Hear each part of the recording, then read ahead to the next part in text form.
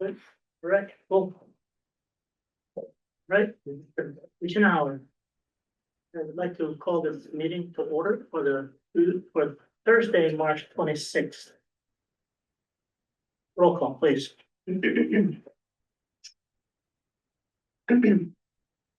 Director Cotton, Here. Director Patel, here.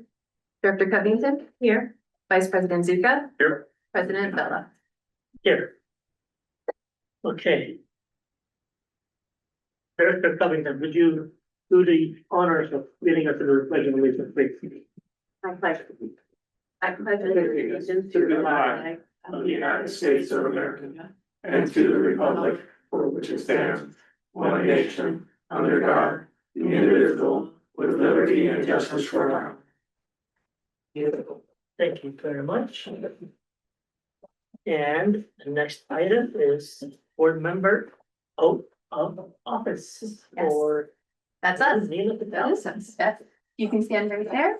And you just have to use it right You actually there. allowed to eat before. Yeah, wait a minute, I'm not official. Can't have your dinner back, sorry. That will be charged. Not trying to scare her away, guys. Okay, you just repeat after me. I state your name.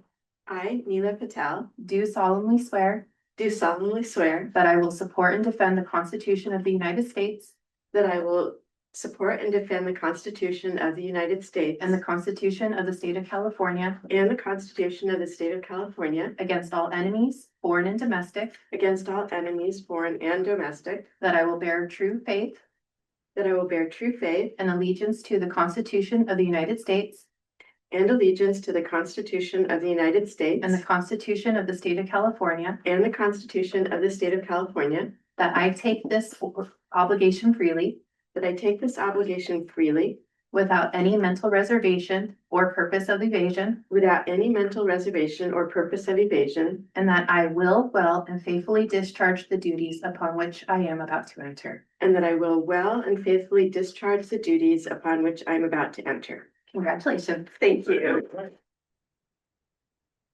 So we have this little thing going on in Iran that we want to talk to you about. You taking that out? That's how I felt when I took it. It's like, I feel like I could be sent to war now. Little did you know. Did you know? Just raise these. So, Hmm, yeah. I'm probably But, still under. You know, periodically we do have these, beautiful moments that we go through in this board, like last month, we had the children here. And then today we had the swearing of, it doesn't happen every day, or every time, Very nice. but it is. But for those who don't know, this may be truly, and the historians, a historic moment. I don't think I ever remember that there were two women on this board, ever. As far as I remember, which is about 30 years ago, this is the first time for sure. So going back, I doubted I've looked that at the there notes. was, It's not there. there's not, this is the first time. But this is the first time. that we have two women. As a person that I am friends with would say, it's the evolution of the species. Well, whatever you want, man. All right, very good. So congratulations, Neela. Thank you. And now we'll move on to Allison, you're with us, good? Yeah, of course. Okay. I don't know, because I don't want to, load up too much. Just keep going. You're good. I got it. All right. Public comments, None. none. Yes. So next we go to agenda review and revision, addition, deletions, or pull the consent items. Anyone? No. Hearing none. Okay, we'll go to acknowledgement and presentations, none. Consent calendar. Okay, May I ask from a board's perspective, I understand what approve means. What does consider mean? consider. That means that you want to put it to a little bit of more thoughts into it or more explanation. So you can consider it. Approve means that you have no doubt on it, you approve. Consider means that I'm not so sure about it. I want to More Discussion. I always feel it's a little presumptuous to always put approve reso, so I usually just Yeah. consider language. Thank you very Because much. you don't assume that. Okay, Great, thank you. we're good. So the consent calendar, we have the approval of the minutes, the regular meeting, approval of the expenditures and resolution 2026-08 and resolution 2026-09. Any question on that? Do I hear a motion? I'll move to approve. We have a motion. A second? I'll second. I have a motion and a second. Consent calendar. All Vice those- President Zuka. Yes. We can do a voice call on this one, Has to be roll call. Roll call, could Roll you call. have your resos? please. Vice President Zuka. Yes. Director Cotton. Yes. Director Patel. Yes. Director Covington. Yes. President Bella. Yes. All right. And appeals, none. We're flying. We could keep her, the new one late today, but we're flying to the agenda. All right, next. Oh, there it goes. I told her the same thing. Yes. All right, capital improvement project program, receive update on the Folger Drive Emergency Operations Center and defer consideration of award of the construction contract pending addition discussion at a special meeting. So please, the general manager. So in the interest of not keeping everyone here until midnight or so, when we started putting together the staff report for this item, intending to just say, okay, let's award the construction contract for Folger. But as we started really doing the analysis, we realized we should step back a minute and give the time for the board to have just a whole lot more information than I think we can warrant in a meeting where we also have the capacity charges and we also have the audit to go through. Mostly kind of the implications on what doing this project will have on our other capital improvement projects. Which there's, developments and a lot of those ongoing. So that's why you have kind of a summary of what's going on in the background, how we got here. We've gone through the process of selecting a best value contractor of all the proposers. We the one we want to recommend was in that group, but we'll kind of table the lengthier conversation until next week. And so we have, kind of Allison's reached out to everyone to get their availability. So it sounds like April 2nd, which is next Thursday at 6 p.m. works well for everyone for the special meeting. So we will hold that and we can approve the resolution and the contract then if that's what the board directs. All right, so. So for the benefit of all the board of directors here. The problem or the issue had nothing to do with the bidding process or the qualifications of the. No, it's a very big decision. We've had 3 new board members since the initial decision was made, and there's been changes in the world and costs and all kinds of things, understanding of access and roads, all kinds of things that just warrants, to really make and have confidence in this decision. I think it warrants a large discussion. All right, any questions? Okay, Appreciate good. it. So, the general manager could talk to me at length, about this before, so. And it was my decision to say, you know what, let's do the special meeting on that, so everybody can can be comfortable about making the decision. Okay? It's a big project, obviously, and, we don't want to be rushed into any decision that later on we said, oh, we didn't have enough time for this or anything, so. All right, good, thank you. Okay, so regular business agenda, receive report on water capacity charge study by RBN Inc. Hello, Hello. Good evening. So I'll introduce Anthony Alowski, if I got that right, Alowski, sorry. From RDN Consultants, he has been helping us develop the capacity charge study and has some changes. You do have the presentation in your packet, but I didn't realize after the fact that the printing was a little bit wonky, so we have the full presentation here. So take it away. Yeah. Should I click this? You want to click for me, Allison? Yes, I will. Great. So basically today we're talking about the capacity charge. I know the district recently went through a rate study This is slightly different than that. What a capacity charge is something that customers pay when they join the system, when they add a new meter. And basically the whole point of this is to have equity with future customers to buy into the system that current customers have already bought into. So we did provide a report. I'm not sure if the board has had a chance to review the report. So mostly I'm here to answer questions. So it's a very, very brief presentation. As far as next steps, after the report, the district will have to have a hearing. It's again different than the rate hearing, which required Proposition 218 notification and protesting. For the capacity charge, you just have to notify any people that are on your notification list, and that's 14 days before the final, and then you just do a presentation and adopt the fees at that time, barring any major protests or objections from the public that you want to address in the study. So I'm going to go over basically the methodologies that we use, and then the different portions, what we call of the capacity fee itself, the results, and then some comparisons with other local agencies in the area. And you can see how the current and the proposed capacity fees look compared to other agencies in the area. So next slide. So again, the capacity charge is a one-time fee paid by a new customer when they join the system. And basically the whole point again is the current customers have paid so much into the infrastructure of the system that's available, and there's extra capacity in that system for these new customers.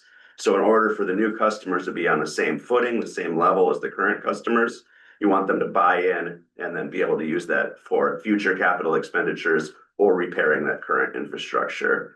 The chart on the right shows the actual fees that are currently assessed by the district. The district has different meter sizes. The larger the meter means the more capacity water can go through that meter. So we count that as being a higher level of capacity that's needed within the system. And so that's why the fees are higher for larger meters. Currently, the district bills single-family, multifamily units also separately from the meter size. I'll go through why we recommend that we're going to stop doing this procedure moving forward with the fees. But just note that a single-family unit is basically the same capacity according to your current fees as the 3/4-inch meter, etc. The district also bills what is the water demand offset fee. And that is basically based on the drought stages. And a customer that joins the system during a different stage of the drought would pay that fee in an incremental amount that's higher based on the drought stage. And that's also based on the capacity needed. Next slide, please.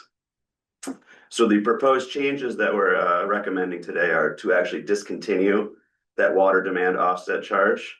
The water demand offset charge isn't actually tied to any available system assets. The way it was designed had to do with available water supply. And what we're recommending as far as the capacity charge itself is to actually reimburse customers for the buy into the system for the assets that are available that have been paid for and not tied to the water source supply itself. Additionally, the water demand offset charge. Oh, go ahead. Yeah. Just to clarify, I think when we did that, the intent was to treat the supply as an asset. In other words, there's value associated with it, just like there is value associated with pipe. So how are we recovering the cost of that asset? So the actual capacity of the system isn't really dependent on, there is plenty of supply of water currently, and there is available for new customers up to the level that we're projecting for build out.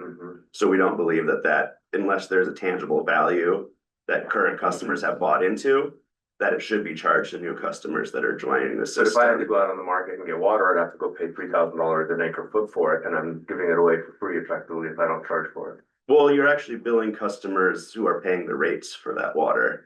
They're paying for the consumption, but they're not paying for the incremental supply. So if the district does change to the point where there is needed supply values, and you want to buy those, then that can be included into future capacity fee studies. But there is no tangible, here is a source of supply that we're thinking about buying that we want to use this money for, is being charged without having an actual nexus to a cost or a value of anything. And I will say that the Hanson Bridget attorney, the rate expert, went through this report very carefully and had, discussions and was uncomfortable with the approach that we currently have. Well, theoretically, Hampton Bridget reviewed it when we implemented it too, so that's just an opinion. Yeah, and but things have changed Yeah, in that understood. time in the rate area. Right, but I mean, I guess my take on it is, I'm selling capacity in a pipe. Okay, there's an infrastructure there. I'm selling available capacity in the ISG that I have from San Francisco. That's an asset that we have. I think maybe there's legal distinction. I don't view those as distinct concepts. They're the same thing. I've got 50% capacity in the pipe. I can sell and I can add connections. I have 50% extra supply I can sell. But for us someone paid for that at some point, and to not charge for it, I don't necessarily care whether it's in an actual water supply offset charge. But I guess I'm concerned about giving up the recovery of the asset tied to the water supply itself. Because, yeah, to get new water, I'll tell you, pure water is gonna cost $6,000 an acre foot. So that's what the going rate for water is in the Bay Area right now. And we're basically, allowing people to use the supply for no charge. We're just only selling the capacity in the pipe.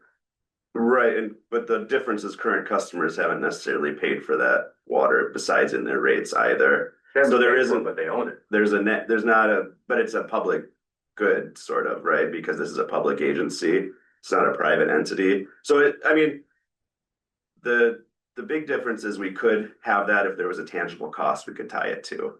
Right now, there is not a tangible cost. So the way that it's designed right now is intangible. The way that it's currently, the water demand offset charge was designed was to purchase a certain number of X number of low flow toilets. That was at the time. Yeah, that was at the time. Right. We wanted to just, because we were gonna invest that money into a conservation program, effectively. Yeah. And so those same costs can be recovered through the rates, basically through ratepayers, if that is an important future goal to get more water. And in a future study, if you do have a tangible cost that you want to include as sort of a growth related capital expenditure that you need that additional water, you would add that into that growth related portion of the capacity fee itself. So what's the legal concern? So, I mean, he's describing it, charging something when you can't say you're charging for something, right? So rates and fees have to be correspond to things that you're providing. He's basically saying exactly what the problem is. And there's just so much more scrutiny, right? Since you adopted your program over a decade ago. There's been a lot more cases that have come and a lot more scrutiny on rates and fees. And if they're not, closely tied to the benefit, then courts are, not happy with it. And I guess I'm not hearing though, well, all I'm hearing is that we didn't pay money for the supply. Is that the difference? Because yeah, I paid to put the pipe in, but the public owns the pipe, the public owns the supply. It's still worth, the going rate is $6,000 an acre foot. If you want to take purified water and bring it to the Bay Area, which is, about all you're going to do, maybe you can go into the Central Valley and do some wheeling and dealing and get it for free. So I get that we're not planning on buying incrementally more, but the unused part of it, to me, why don't I sell it? That's worth $3,000 an acre foot. I could sell it instead of keeping it. Instead, I'm giving it away, in my mind anyway, to anybody that comes into the community that wants to buy in, but I'm selling them the capacity to pipe. But I could monetize that and I could go sell it to Burlingame or anybody else. There's a value to it. Don't our customers, so there's the capacity charge, right, at the time they hook up to the system. But don't they then pay for the actual water use, that we for the use. purchased, right? But So they don't pay for the rights. Or it's the rights of the water that I'm referring to, not the consumption, not the molecules. So we could sell the rights to the water, I see. right? To another agency. But yes, you're right. They would sell, they pay for the molecules, but they don't have any inherent rights other than they're members of our community. So to me, there's a monetary value to it. I guess the fact that we didn't pay money out is not the issue. Is I could sell it is the monetary value. Going rate for that is going to be whatever. I know we're paying whatever our wholesale rates is. That's what San Francisco's selling it for. Have we done that? Have we ever? We haven't, but other sold agencies water? have. Kat knows very well about that one. She was involved. I mean, the other side of that is, we do technically occasionally sell water to neighboring agencies through our enterprise, and we Right. have agreements for those. But that's the And it's molecules, we not just the have- rights. Yeah. That's the molecule. That's the same as any That's the- customer. that's But we distribution. could go do an ISG transfer and get $10 million for that. And there's lots of discussions of what an ISG really represents. and I there's understand, agencies who don't. that's not the believe- issue though, that's a but- separate issue. That is not as cut and dry that it's a true right, because there's other agencies who make an argument that it's not, and they have reasons for it too, and. But I guarantee if we went to East Palo Alto, they might be interested, or some other, or one of them interruptible, like Mountain San View. Jose, or Mountain View. Mountain View, For main developers. Or develop, yeah, there's interest out there if we were interested in selling. So those agencies that have done it, they have done it through legal and everything, and it's all. And they transferred, Mountain View transferred some ISG over. If we were to do that, knowing our capacity and our future growth that's planned here, we'd effectively be hindering development in our That's not area, what we're making a talking about. land use What I'm, decision. no, we'd be selling off our ISG, because what I heard is that we're not planning build out to have to need it, so why wouldn't I sell it? If I'm gonna get, my point is that there's value in it. I'm not buying the argument personally, this is my personal opinion, that there's no value, that no one owns it, cause I could go sell it for $10 million. And what we're saying is, I never liked the toilet flushing thing, it was the best we could come up with 10 years ago, for the love of God, don't get me Yeah. wrong. That was hokey, I'm good, that's hokey, we can get rid of that. But I don't agree with the fact that there's no value in it. The way the demand offset fee is structured too, that fee and that value for that water only exists during a declared drought I stage, also, yep, which is that's. but we never went, we were always gonna charge stage one. And so I am also okay with that part of it changing. What I'm not personally okay with is getting rid of it entirely. What's the value of it? We should sell it at the value. That should be, and so to me, that's the delta here, right? Like, yes, 10 years ago, San Juan Capistrano had barely come out. We were making this stuff up as we went. We were committing to tiered fees in spite of San Juan Capistrano. Literally Monday, San Juan Capistrano, and we're adopting fees on Thursday. Remember that? Yes. And we're like, do it anyway. Well, this time we had Otay and then. I know. So I understand it was hokey and we were throwing a bunch of stuff up at the wall to see if it would stick. I'm totally okay with changing the structure. I guess I feel we're giving something away. That I would rather go sell this on the ISG market, whatever market that is, because there's value there. If we don't think we need it, and then charge the people coming in for what that's worth to our residents, because that is money that they could pocket if we didn't allow growth and we sold off all our ISG. That money would go back to our residents. That's the value of the asset. Do we pay for the Sorry, individual supply guarantee. That's the right we have with San Francisco for a contractual. Now, Kat's bringing up the point that, is it really an ISG? Is it, with the Bay Delta plan and emergency and all that kind of stuff, does anybody really have a right to that water? That's sort of a separate issue. It's a contractual right that San Francisco has to provide us this amount of water in perpetuity. So it's just layers of stuff. Did we pay for that ISG? Well, Well, but that, to me, that kind of gets to the crux of Right. if it's an asset or not. If but it we can was- sell it. We can, it's And worth that's value. different though, than Yeah. if you paid for it.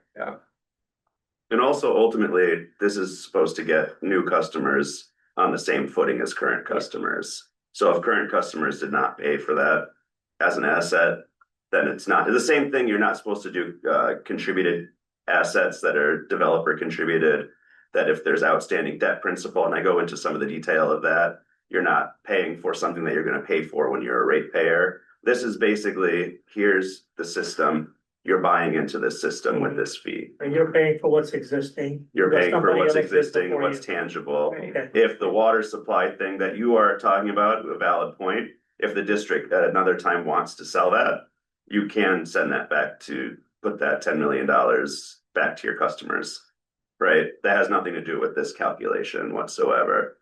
The water demand offset you're saying is that people should buy into this available water supply as well, but it doesn't really have a piece of paper that we can write down. Here's the specific value.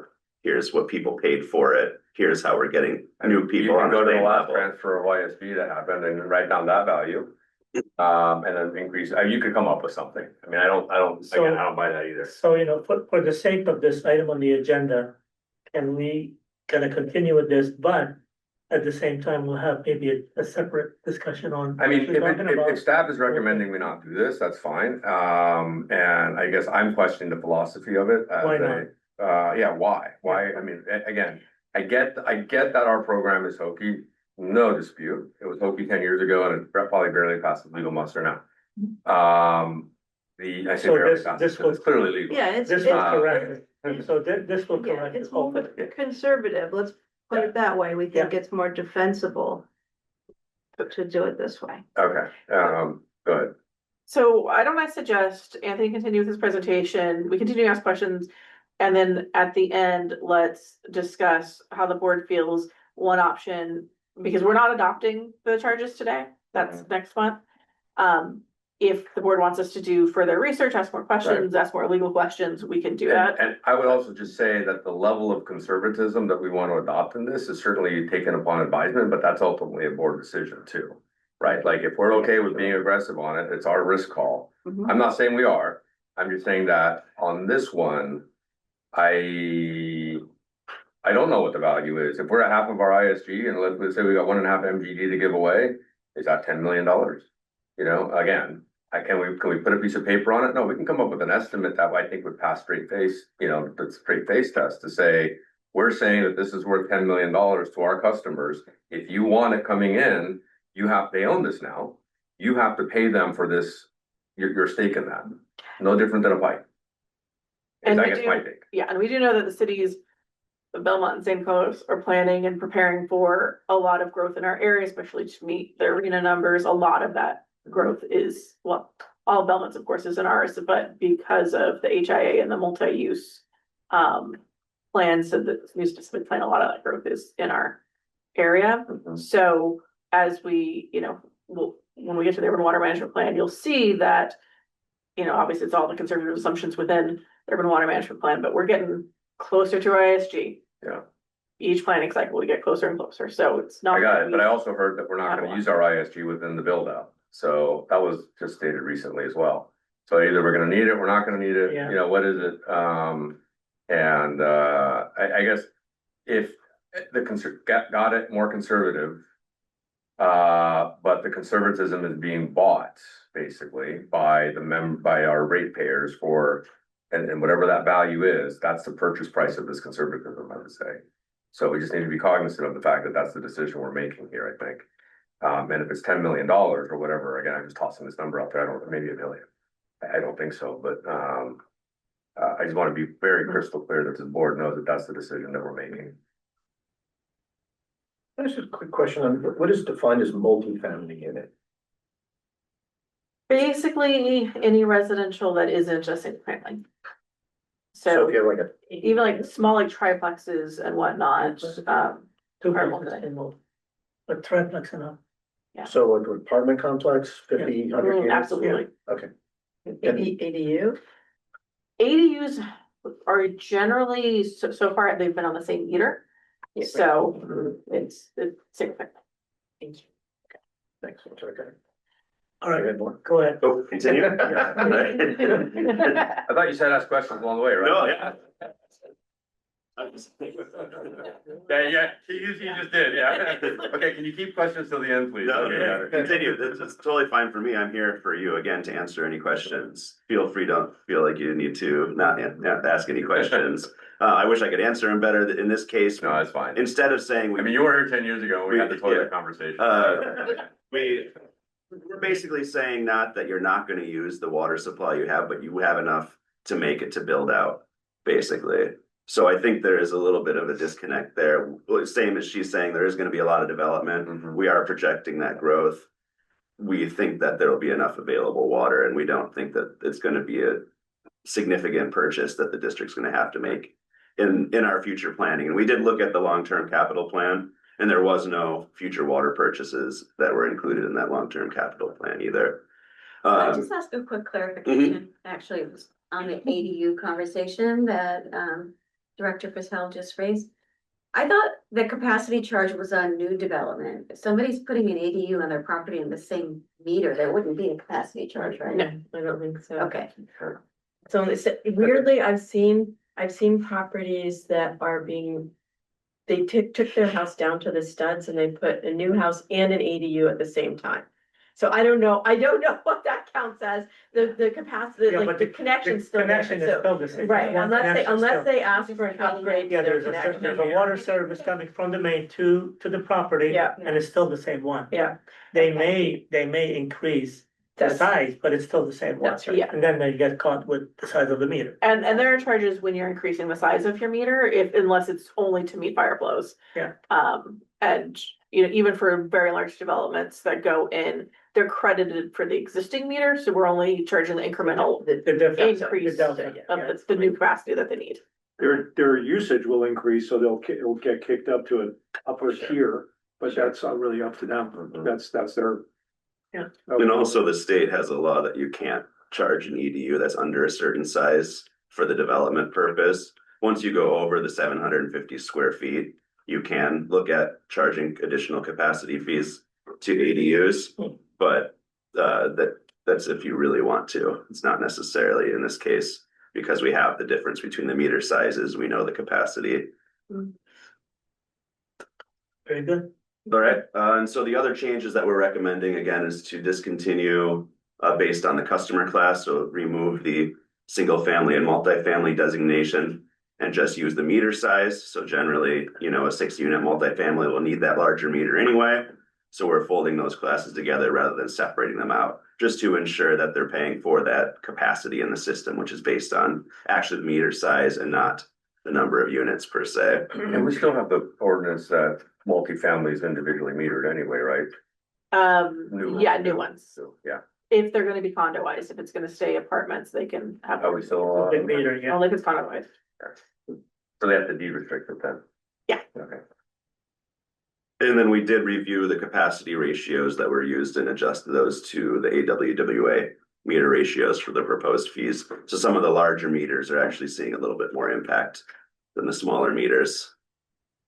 And so basically the methodology that we use, what we call the hybrid method, we look at the current available assets and the value in today's dollars depreciated.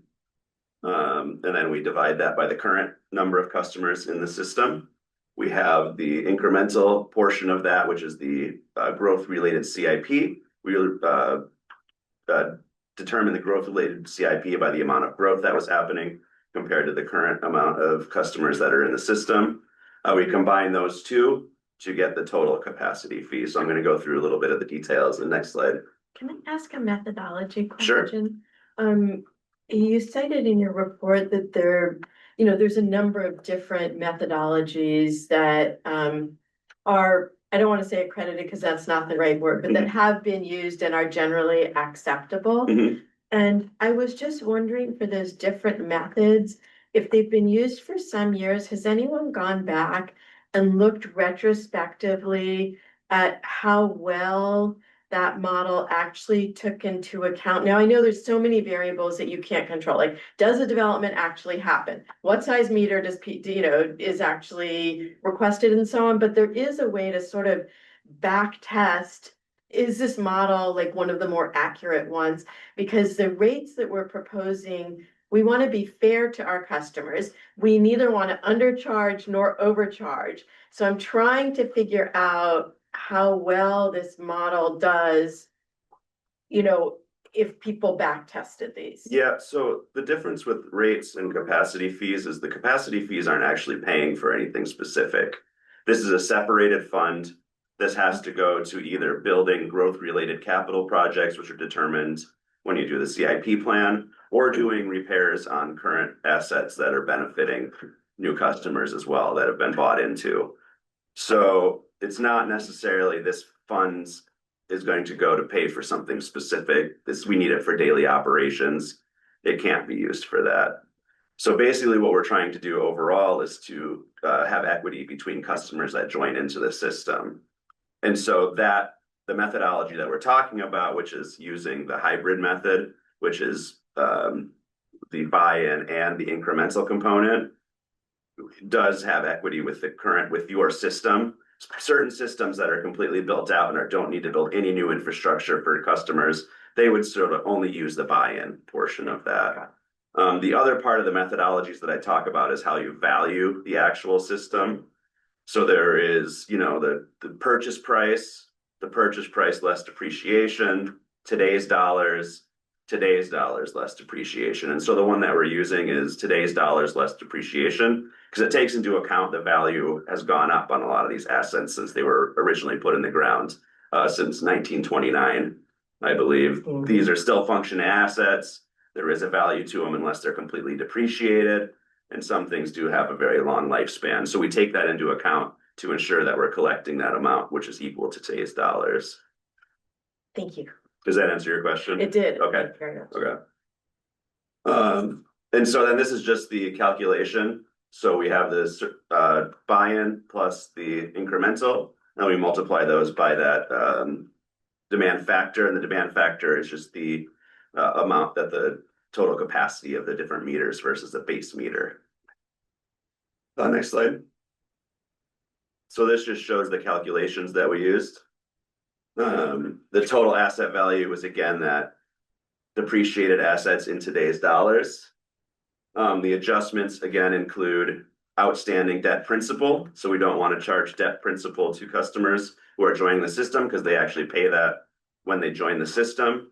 And then additional adjustment would be the capital reserve, because that is money that's been put into the system by current customers. So the total adjusted asset value that we calculated based on those factors is 46 million approximately. We divide that by the total number of equivalent meters. And again, that equivalent meter takes the base meter and then all the sizes larger than it and multiplies it by the difference in capacity between those to get that total meter equivalency. So I think there's around 8,000 meters in the system, which as far as total capacity value of those is about 12,000 equivalent meters if they were all 3/4 or 5/8 by 3/4 inch meters. And then we divide basically the value by the number of equivalent meters to get the cost for one equivalent meter. Next slide. The incremental portion looked at the long-term CIP plan. We did look at a 20-year planning horizon here, so this includes all of the CIP. I believe there was some that's discussed. We actually just changed some of these numbers this last couple weeks as we got some updated CIP numbers. A certain percentage of that CIP we calculated to be attributable to customers that are joining the system. So that is the 10 million, the 10.7 million. The future EMs is that growth at build out and that 20-year planning horizon that we're looking at. Again, it's all different meter sizes. So if they were all 5/8 inch meters, that's how many there would be. Obviously, there's more of the larger meters. I think 1-inch meters are the primary growth that we're looking at. So those are equal to 2 times approximately what a 5/8 inch meter is. Then we divide that number to get the cost per that equivalent meter. Next slide. So the proposed charges, and you can see the ratios there. So the 5/8 inch meter has the base meter, this is 1.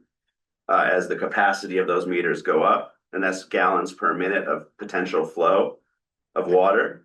Those numbers go up as the ratio. So the base ratio count amount of 3,000 plus 4,000 is that 7, and you can just multiply that by the ratio to get the larger meter sizes. Next slide. And so compared to the current fees, so for the 5/8 inch meter, that charge would go down. You can see for the larger meters, there are some significant increases based on those differences in the capacity ratios that we're using, the AWWA ratios, the flow. Any questions this is sort of the results. Have we socialized this with Belmont and the development community yet? We haven't. And what's the rollout plan? We're gonna adopt it as of July 1. We'll notify there's really only one on our list who's reached out and asked for this, the BIA. But you see that most of, the charges are pretty minimal increases. And when you really look at the multifamily, and that's what a lot of the pending development is, because they're not also charged that per unit amount, overall the costs to them are going to be less. I mean, it is going to be less to the district, but terms of the appropriateness and flexibility of the rates or the charges. I'm sorry, explain the last comment, So currently, so if you have a 100 unit apartment building going in, we would charge whatever the meter rates are plus the 6,000 per unit. And so when you look at that, Oh, was For- additive, okay. the same development, it's not a substantial increase and probably a decrease for multifamily. okay. I will say the last time we did this, the development community did have a big issue, just FYI. Yeah, all this, maybe it's going down, maybe it won't affect our pro formas. Last time it absolutely did affect their pro formas, and Charleston was really quick to want to have breakfast with me. So it just know that we might not even have developments in the queue yet that this is going to affect, and it's going to turn them upside down if it goes the other direction. And there's also a relatively recent law that's been passed that if anyone's put their application materials into us, we charge them the rates that were current at. Those aren't the ones that are gonna get upset. It's gonna be the ones that are sitting there trying, they bought, they own it now, and then they're planning, and it hasn't hit. Yeah. And I'll also point Arguments. out that we don't currently have any 8-inch meters. We have a cost for them because they exist, but Misty actually fell out of her seat when she saw those. She's like, we're not. And that's fine. I would recommend we reach out to Belmont and say, hey, here's what we're doing. Is this gonna be an issue, or not an issue? Not that we necessarily care, it is what it is. Yeah. But it's the rollout part of it, right? Yeah. Last time when we did this, we froze all development approval while we were in the process of doing the review, so that we wouldn't bias anything. And then we came out with our answer, but everybody had the 6 months head start and we let Belmont know. We just said, we're not gonna, because at that point, we also realized that we were charging like $1,000 a unit. It was ridiculously low. And we're like, whoa, we're giving away the system for free. Stop everything, go do a capacity study. We stopped approvals, and then it went from like 1,000 to 7,000 or whatever it was. And that's when, it was a 700% increase. So that's why everybody flipped. But anyway, just suggestion. Yeah. Otherwise, we'll just gonna be getting calls from the mayor. No, I did. Is the chamber still functioning in Belmont? Well, the consolidated, Chamber San Mateo is not as active as the Belmont Chamber was. It really is not, So unfortunately. chances are that we don't have any squealings from them. Alright, yeah, so the city. But regardless of the one, city yeah. is probably gonna be the best, Absolutely, yeah. piece of information for that. Mhm. So, yeah, absolutely to share with them Alright, before we adopt. All right, and we did do a survey of some of the surrounding agencies. This is for the different meter sizes. There are some that are quite similar. There's some that are higher, there are some that are lower, depending on the meter size. So it is all based on what the assets that are available within their specific system. So it's obviously not an apples to apples comparison, and how they determine their fees. But then the next slide, we show basically the most common meter, that 3/4 inch meter. The current is the dark red, and the one proposed in this study is the pink. And you can see that you'll fall below East Palo Alto, who actually hasn't done a study since 2018, or updated their fees, and at Foster City as well, even with the proposed rates. Do all those cities get their, this is actually an asked question from San Francisco Public Utility? these cities that were here, all of them do, yeah. Manual's low, Yeah. and it's recent, Yeah, I know, I was wondering about and it's that. recent too, it's done They're 2025. small, they're not much, half of it's Cal Water, half of Menlo Park. Mhm. Do any of these charge for supply capacity, or are they all just? We were we've been the only one in the Bay Area on a few things, over the last 20 years. Okay. To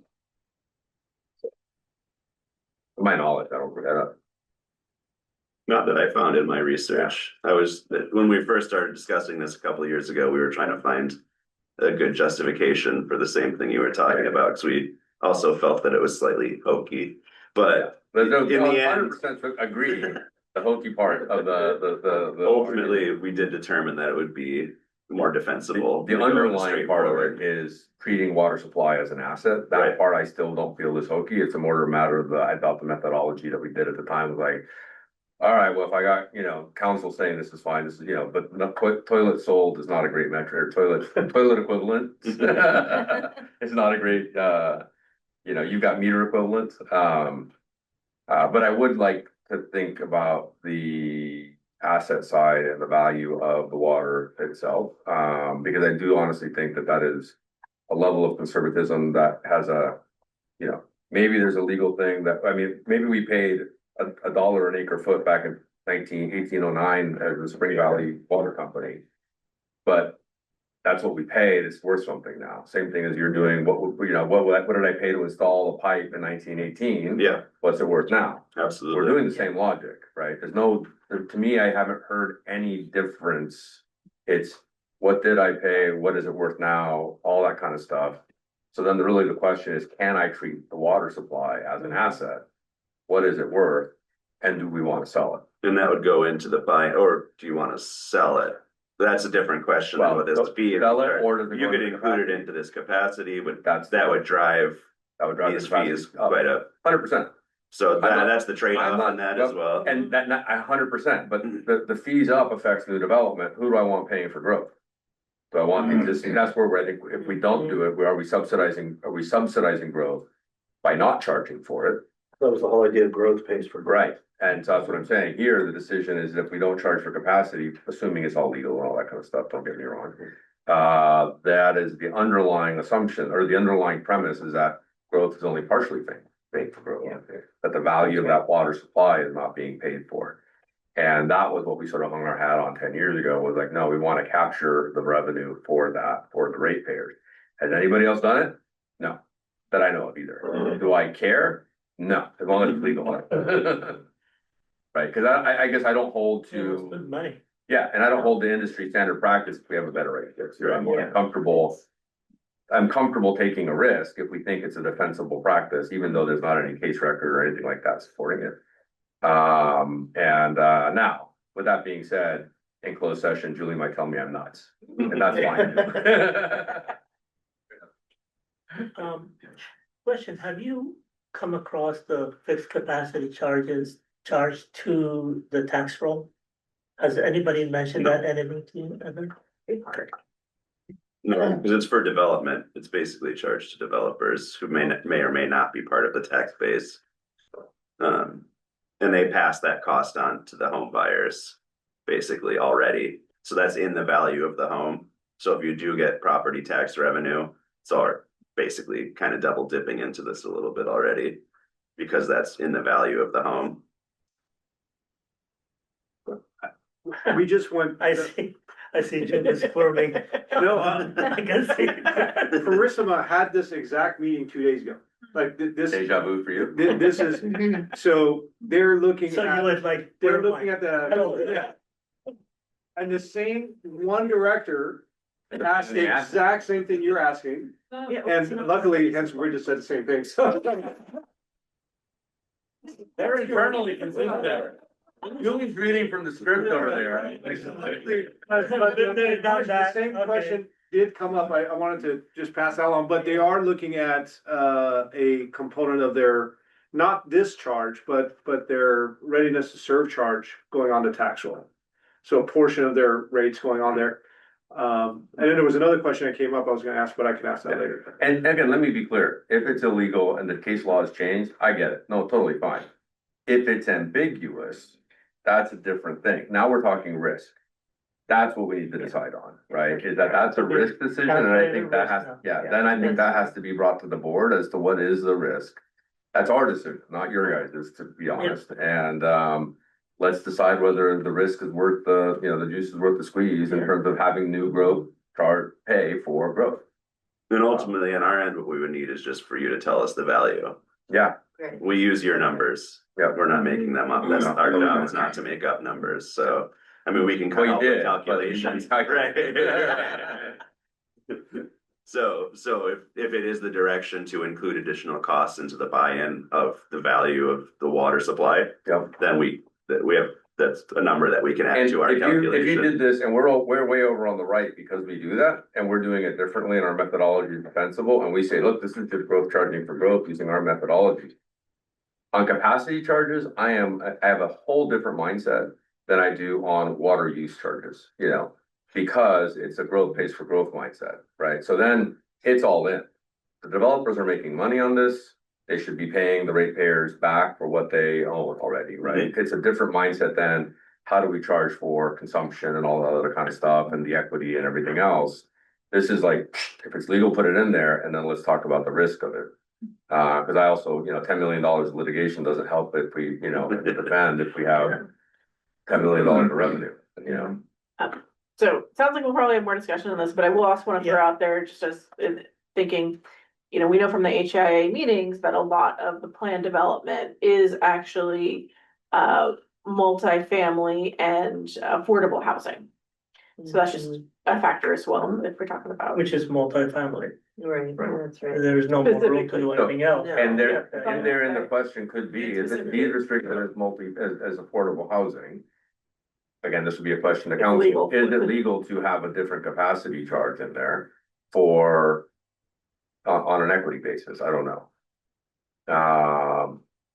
Again, legitimate point. I don't, so let's answer that question. Can we do it differently for affordable? A lot of things are done differently for affordable housing. Is this one of them, or is Prop 218 so locked that this isn't Prop 218, you said, so Not no 218, capacity charge.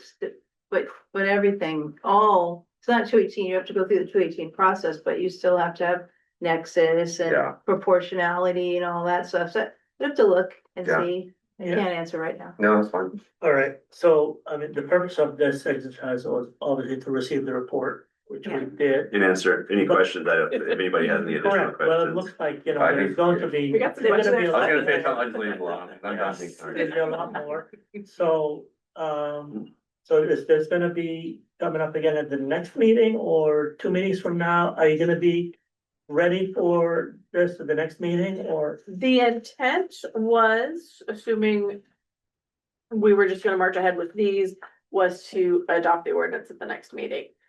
But now we do have a number of questions we want to get together and ask in legal, so it might happen next meeting, more likely May. Exactly, that's what I'm saying, Yeah, so I can do it, I'm yeah. glad we're talking about it now, because it looks Yeah. like it opened a few other Yeah. avenues. Yeah. And it gives time to notify Carlos, hey, by the way, here were the preliminary numbers, it's gonna change, we don't know what the final numbers are, just giving you a heads up. I think it's a good idea, I think we should notify Carlos as soon as Yeah, possible, so that, you know, we'll have it on the date that we did notify him right away, you know, so. Yeah. Okay, Chuba, I thought you had your hands up. I did, I was trying to figure out where that 45 million came as far as the actual costs, and in the report, it talks about the accumulated depreciation. But that's on a schedule, a 50-year schedule, I believe. And Different assets, I believe, have different schedules Okay. depending on the type of asset, so we received the. from our account. From Yeah. the accounting. James was heavily involved in that. And that was basically the original purchase price, the years of the depreciation, and then annual and total depreciation. So we take the year that it was built and escalate that to today dollars based on the construction cost index or the building cost index. And then we also reduce it by the amount of depreciation based on that same value that it is currently depreciated. So there was a question I wanted to ask, this is not to belabor the subject, but when you were talking about the value of the assets, you were including pipes, tanks, everything, right? So Yes, then you come in with the per square foot, okay. yeah, we don't actually include computers or very short-term assets, only long-term in the ground assets and, you know, tanks and stuff Yeah, like that. yeah, pump stations. Yes. All that stuff. Yeah, Okay. we All right. would consider the back. Just out of curiosity, assets. property? Property is included. Property does not depreciate. Right. We just look at it in today's I was dollars. curious, I had no So idea. the fixed pipes, et cetera, will have a depreciation. Property will not. Just the value. Right, Anthony, thank you so much. Thank you. Thank you. Looks like there's more to come. Yeah. I'll wait for Kat to Yeah. reach out. Great. You let me know. Very good. Yeah. All right, Beautiful. Thank you very much. So this Very was, Thank you, everybody. Thank you, everybody. thank you very much. Have a good evening.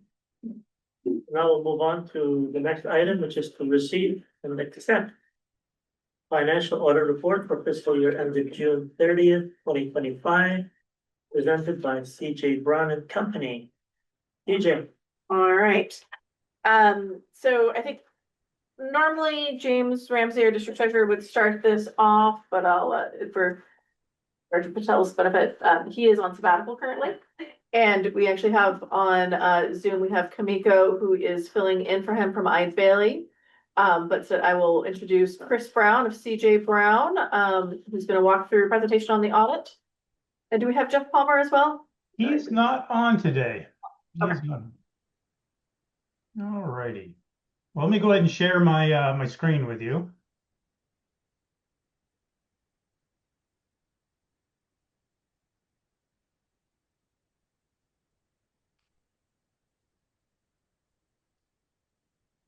All right. So let me ask you, is my presentation advancing and going back and forth? Yeah. Okay. Was that an affirmative? Yes? No, No. It didn't now. Either there it is. every session. And there's Kyle, who's on. Full screen, oh yeah, let me introduce as well, we have Kyle from Eid Bailey, who is also an auditor, so if there's any kind of questions, help translate, Bless you. audit speak for us as well, he's here to support. Okay. All right. Hang on one second.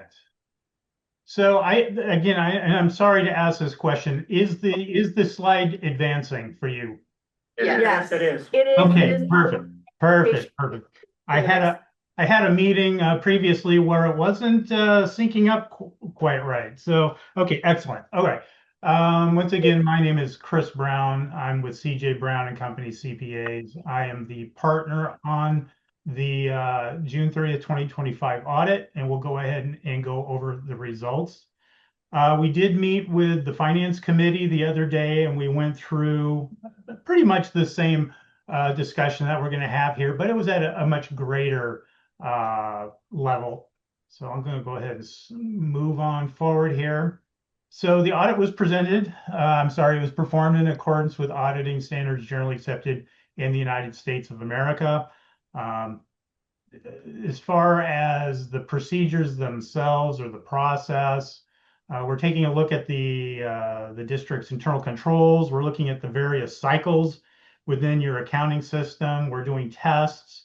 From those results, we are preparing audit programs that are used in that second bullet point there. When your year end is over and you've provided us the trial balance,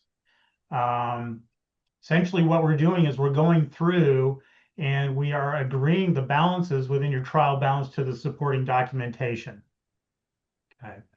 In addition to that, we're performing analysis of the key relationships within your trial balance and within the financial statements themselves. So that's kind of the process. There are two reports that come out of it, one being the financial statement, the other one being the management report. And within the financial statement, up at the front is the auditor's opinion. It's actually 2 or 3 pages worth, but this little paragraph here is essentially the meat of the whole thing. It says we're providing you an unmodified opinion. That's a clean opinion. And it says, in our opinion, the financial statements referred to above present fairly in all material specs the financial position of the Mid-Peninsula Water District as of June 30th, 2025. This is a little bit different than what's in the actual statement, but it's basically saying the same thing. So there again, unmodified, clean opinion. The other report that I referred to is the management report. That is the auditor's communication to you, the board. You are my boss. It is your best interest that we have in mind when we're conducting the audit and reporting on it. Within the management report itself, it basically provides us a stage, a venue, a way of communicating to you officially our responsibilities, the scope of the audit, anything that really think that needs to be brought to your attention, such as disagreements and such. And I'm happy to say that there were none. It went very well, as a matter of fact. There was a new accounting pronouncement that was implemented. It's a GASB 101. It's Government Accounting Standards Board. That is the body that provides guidance on reporting for governmental agencies. And this new pronouncement has to do with compensated absences. It's going to be like vacation and sick leave and things like that. So what it has done, it is provide a one set of rules, guidance on how to account for or present in your financial statements. It's really a reporting matter. It's achieved by aligning recognition and measurement under one unified model. Now, the way it affects your financial statements is what it does is it essentially you go back, the district went back, your accounting went back and adjusted the prior years as presented in the financial statement, so 24 and 23, as if you'd always been doing it this way, the way the guidance dictates. The adjustment, any adjustment that comes out of that is run through those years as if you'd always been doing it that way. So in 24 and 23, they've been restated to show this change. Very minor change. Total change to net position was $28,609. It decreased your net position by that. So very small amount. So what that shows is you were pretty much in alignment with what the guidance was. So nothing unusual there. So as far as the numbers go, what we have here is the condensed statements of net position. It's up in the management's discussion and analysis section of the report. It's up in front. And it's on an aggregated basis. These line items, as you see, current assets, it's things like cash and receivables, things like that. Non-current assets, things like the non-current portion of investments, things like that. Big picture when we look at this is I'll go ahead and just I'll go ahead and spell these things out so we can see total assets went up approximately 35 million. I'm going to jump down to the total liabilities. It actually went up by approximately 33 million. And net position, we can see this line item here. Now, what's really driving a lot of your changes in this statement was the issuance of debt, the money's being held in your current assets pending usage, the effect of the debt, the issuance, the bond issuance in your non-current liabilities. So you can see there's a very strong correlation there. And then when we come down to this net position area, this is kind of like your net worth. It's essentially your assets minus your liabilities. It's broken up into three constituent parts: what you've invested in capital assets, less depreciation, and debt on built capitalized assets, and restricted amounts. Okay, this pretty much correlates to the bond issuance. And of course, unrestricted, which is what's left over when you do the math, assets minus liabilities. So it all looks perfectly normal from the audit standpoint. You issued debt, you have the assets sitting in your current assets pending usage, you've recognized the liability that will be paid in the future. And of course, as part of your net worth, we see it right here. So nothing really unusual there. I'm going to go to this next slide. I'm just going to spend a moment on this, then we'll go to a couple of slides that the print is much larger. But this is the condensed statement of revenues, expenses, and changes in net position. It's kind of like your profit and loss statement. And it's broken up here into what your operations are, non-operating items, capital contributions, what your change in net position is. It's kind of like your net income, you might say. And we'll pass on this for the moment, but we can see there again, as far as, I'll tell you what, let me just go ahead and jump to this. It'll be a lot easier to explain this moving forward, but I will highlight that your change in net position or you might say your net income was $2,402,235. Okay, and let me go to these next two slides. They're a little bit easier to see. Okay, so what we've done is, and these tables are in your financial statement as well. This slide here basically just deals with the revenue side of things. Revenues are broken up into two constituent parts, operating and non-operating. Operating being what you do for a living, providing water service. Non-operating being ancillary items, things like property taxes and interest and things like that. But you can see that the total revenues, all these items for 2025 were 19,866,000, which was an increase of 3,349,000. Operating revenues, we can see that they increased from the prior year, 2.8 million. Big part of that was water consumption sales and meter service charges. Non-operating side, property tax, fairly flat. Slight decrease in your rental, cellular site rental income. Investments on investments and such, slightly larger. Moving down to insurance recovery, you had a larger insurance recovery the prior year than you did in the current year, so there's a decrease there. Capacity charges, we can see that we had none in the prior year, and we show $807,339 there. Pretty straightforward. On the other side is the expense side. Again, it's broken up into operating and non-operating. We can see that total operating expenses, including depreciation and amortization expense, was the 16,055,000, up 1.138 million. Large items there being, or items I should say, we can see an increase pretty much across the line for salaries, purchased water, maintenance and rehabilitation, professional services. You probably use fewer consultants during the year. And of course, we see depreciation and amortization. This number will probably fluctuate higher as you build assets and you capitalize them there. On the non-operating side, we can see total non-operating at 759,000 and change. Items there being interest expense. You issued debt, so of course you're going to be paying more with regard to interest. And you have bond issuance costs. Of course, the bond counsel and underwriting and such, those kind of costs we had in the current year.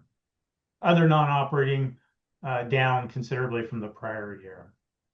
So again, total expenses, that's 17,464,000. So I'm going to go back one slide, just kind of recap 2 slides, 3 slides. Kind of do a recap here, of course. Again, this being the kind of like the statement of profit and loss, you might say, or condensed statement of revenues and expenses. And we can see the revenues, the non-operating side of things, the effect of the capital contributions, our change in net position, and our ending net position of 41,729,000. So let me just kind of do a recap. So again, the audit went well, and thanks to everybody that was involved. Jeff Palmer was not able to be here. He thanks everybody for all their help. It went very well. We've been able to provide you with an unmodified opinion, which is a clean opinion. We did not identify material weakness within your internal controls, items tested. And of course, we just went through the results of your year. That's pretty much my presentation, and I'll go ahead and turn it back to you.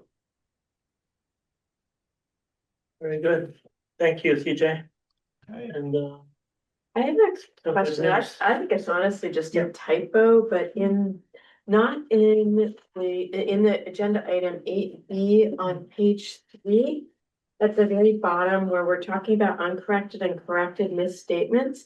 The last statement says there were no uncorrected misstatements whose effects in the current and prior periods as determined by management are immaterial, but I think it means, I think this is supposed to say there's no uncorrected misstatements that are material, right? So Yeah. it's very minor, but I So, just yeah. don't want it kind of published out Yeah, with that. we did talk about material and immaterial during the finance committee meeting, as a matter of fact. Yeah, So it's please, not a big CJ, deal. go ahead. Yes.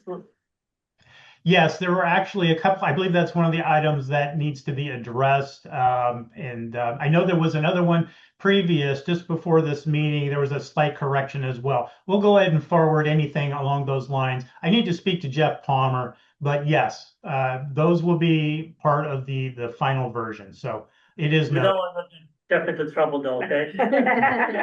All right, don't yell at him. All right. Any other comments or questions on this audit? He did give us some very encouraging comments, which is good from the auditor. Because usually they are very strict and to the point, and this it sounded like it went pretty good, so fairly easy. Yeah. So, Our goal is to get it done a little bit earlier in the year next year. yeah. That's, but if that's the biggest problem, I am very happy with. What's the schedule you'd prefer to be on? To be more comfortable, if we could get it done in January, February would be preferable, but it's a timing issue. I mean, everyone in their capacity, and it's just, All the same cycle. it's better that it's done right and well. Yeah. Can I ask just a general question for auditors in general? How do you calculate your charges? Do you calculate by percentage of the size of the audit that you're doing? How do you base the charges? It's kind of an art, actually. What we do is we take a look at your, Hey, Louis. we get out the magic 8-ball and we say, no, magic 8-ball. No, I'm kidding. No, what we do is we take a look at your financial statements from the prior years and we analyze them and we calculate what our expectation is, as far as the number of hours and the type of personnel that we feel will probably be required, as far as their depth of knowledge. And we just calculate, okay, we think it's going to take X number of hours to do the asset section and the liability section. We also take into account any new pronouncements and things like that. And we just make our best prediction based on that, in addition to using the appropriate rate structure. So that's pretty much it. Like I say, it is kind of an art, actually. So Yeah. Well, the reason I'm mentioning it because I was on the very, very periphery involved a little bit with the audit for the city of Redwood City, where I used to work for many, many years. yeah. But that was so complicated because every fund had its own audit, and we had different auditors for different funds, and I couldn't make a comparison. So then I said, you know what? I'll ask CJ. He'll tell me. It is a no. Okay, I got that. All right. Any other smart comments? There's no vote needed, right? Is it just accept? Just accept. Except. Okay, All right. so, this is the receive and accept. So does that mean that? No vote needed. No vote needed. Okay. So the audit report is, I guess, accepted. All right. Okay. very Thank you good. so much, CJ, Chris. Thank you, CJ. Thank you so much. Thank you. Thank you very much, and you have a good evening. You All do. right, You as thank well. you. Okay, we'll move on to item 8C, which is the receive, report, and recommendation of updates to the rules of the board of directors. I knew it. Patel is here, so we'll have to do new rules of the board. Wait it all in. You're kind of past out blame to her already. Wow. Not me, too. Oh, she came in. If you can't. The new person and new rules. Okay. You're supposed to blame Kirk. Right, He he's not here. God. The last guy. made the listening, no. He's a long ways away. You put this in your strategic plan that we. Exactly. Yeah. So, here we are. Wait, Kirk, you put it in there. Okay, so this, Ms. Bell, Yes. okay. So as you remember, when we redid the strategic plan, this was part of it. And the last update that was done for the rules of the board was in March of 2019, so it's kind of due. We're coming to you with it in two parts. Obviously, it's a big document. We don't need to go through the whole thing in one sitting. So you can see that we're just gonna hit sections 1 through 5, and this does have the least amount of changes, section wise. So the next section will have a few more changes. Things that are just kind of being hit are very small. I wanted to give a paragraph of the board. So you can see that that's the first introduction, instead of just getting straight to the point. There is the introduction that was written. The first edition, you can see 1.1. It's actually just the oath. It's what you all have stated when you took the oath of office. And it was very common to see that in other districts to have 1.1 in their rules of the board. So it felt natural to go ahead and put that in there. Again, this was reviewed by management as well as Hanson Bridget already. So they've already given their stamp of approval. And you just kind of see that there's just been some minor legal jargon that's been put in. 2.2, you can see that we put in our schedules typically adjusted for specific months of the year, things like that. And then the rest of the document, you can kind of see that there aren't that many changes. Again, when we bring the next sections, that's where you'll see a lot of them. But again, this is a discussion. So as you guys have already reviewed this at home, I'm sure, is there anything in here that you think that you would want to add to this document in these specific sections? I have a question. Go. I just wanna make sure, 1.6. The Yes. adding of authority is so that we can delegate the authority. Mhm. And, Yeah. yeah, perfect, okay, great. And I prefer to not have the president sign every single agreement that is easier. Exactly, that's not our Which practice, is what I have to do right now, and I'm working with, yeah, so. but what the board often does is you authorize Operate to sign, the yeah. GM to go ahead and sign it. So Allison, the compliance with the Brown Act was struck out. It was added Pulled to, to 2 It was consolidated. it was consolidated. It was always there, and then it was just, Just added down. Moved around a little bit. One, right? yeah. Okay.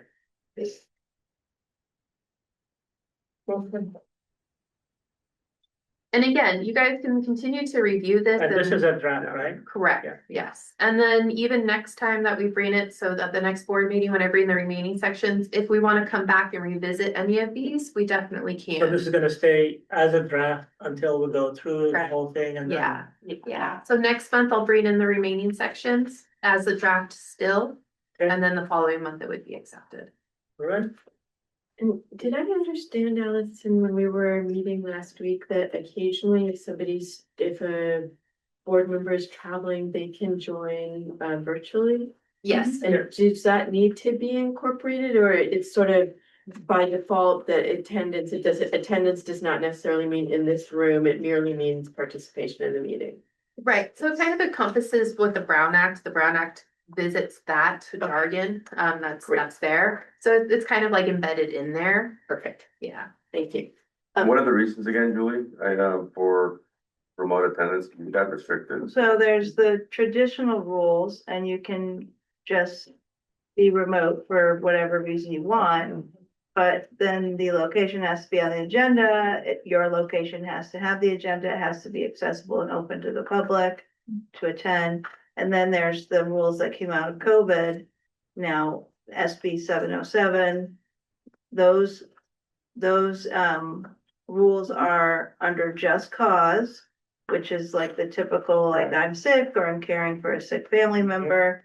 I'm traveling for agency business, new one, childcare, new one, you're doing military service. And then the second is a state or local emergency. And then there's also an ADA carve out. So if you have a disability under the ADA that prevents you from attending in person, you can now meet remotely. In my view, that was always a law. but it's now in the statute. And the Brown Act that goes with the ADA. Yeah, exactly. Got it. I know we talked about this before, but for the sake of a quorum, You have to be within the service area The of service the area. district. okay. A So- quorum has to be. Oh, So if you were all in Hawaii together, we won't have a quorum. So if you are, exactly, if you are in Belmont and you're virtual, then you You're count good. as part of the quorum. Yeah, But if you are outside, yeah, we need 3 of you. you're in San Mateo, then you cannot, for example. Okay, well, obviously, the intent is that if anybody wants to participate, we're not going to prevent anybody from participating, but the intent is that everybody should be present here. And under the just cause and emergency, you can only use that one twice a year. Whereas under the traditional rules, you could do it every time if you needed to. Mhm, mhm. All right, good. Should we add language clarifying that, since we don't actually have a teleconference policy, but we could. I mean, obviously, we're referring to the laws that exist, but should we? Or are we I don't think fine having it silent? I don't think it'll hurt if Yeah. it's in there. Okay.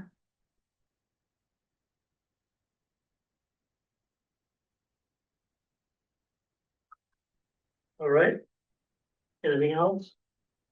Okay, we move on to item 8D, which is to receive update on local hazard mitigation plan process and solicit public feedback. All right. Our manager. So and you're all aware that we're participating in the development update of the local hazard mitigation plan process that's being led by the county. So the county is doing their document and then they've reached out to, every city and agency like ours to see if we wanted to opt in, and most of us have opted in to have our own annex in the very lengthy document in the end. And part of that is to conduct public outreach. And so we're doing public outreach in a number of different ways, kind of at the recommendations. There's, this is a federal requirement, so it's done all around the country, and they've learned lots of lessons, and that's one being if you hold events specifically for outreach on LHMP, No one showed up. no one shows up. So instead, work that into other opportunities where you're doing outreach and see if there's any information or, input you get. And, I don't think we have any public in attendance, right? No, we do not. Not online. So we don't have any public, but it's on here and it's in the agenda. This, the attached PowerPoint is the one that's, provided by the county. That covers what the natural hazards are. It's also gonna cover man-made hazards, but that doesn't go to the FEMA requirements. The FEMA only says look at natural, but it also addresses, other man-made ones. So, We're taking their handout and slapping our logo on it and attending Earth Day and handing it out, so. yeah, we're having handouts at the various, activities this summer that we participate in, and we've asked at the HIA to present actually on the cross connection control plan, because those property owners will, be subject to it, and tacking this onto that as well. But certainly if you have any further thoughts or input and feedback related to the natural hazards or man-made hazards that we face, certainly welcome it now or anytime. My question isn't really about us, because I know that these slides came from the city of San Mateo. It's county, yes, county, I'm sorry, obviously county. Do you know a little bit about the underlying philosophy about asking people, like, what do you think is a natural hazard? The thing that seems strange to me about it is just that there's things that if you're in a particular special area, you're gonna know that's a really serious hazard. But if you just drive over that bridge every day, you're not like, oh my God, if there's an earthquake, there's gonna be a problem. So it just seems like I don't know. Yeah, so I mean, the outreach is,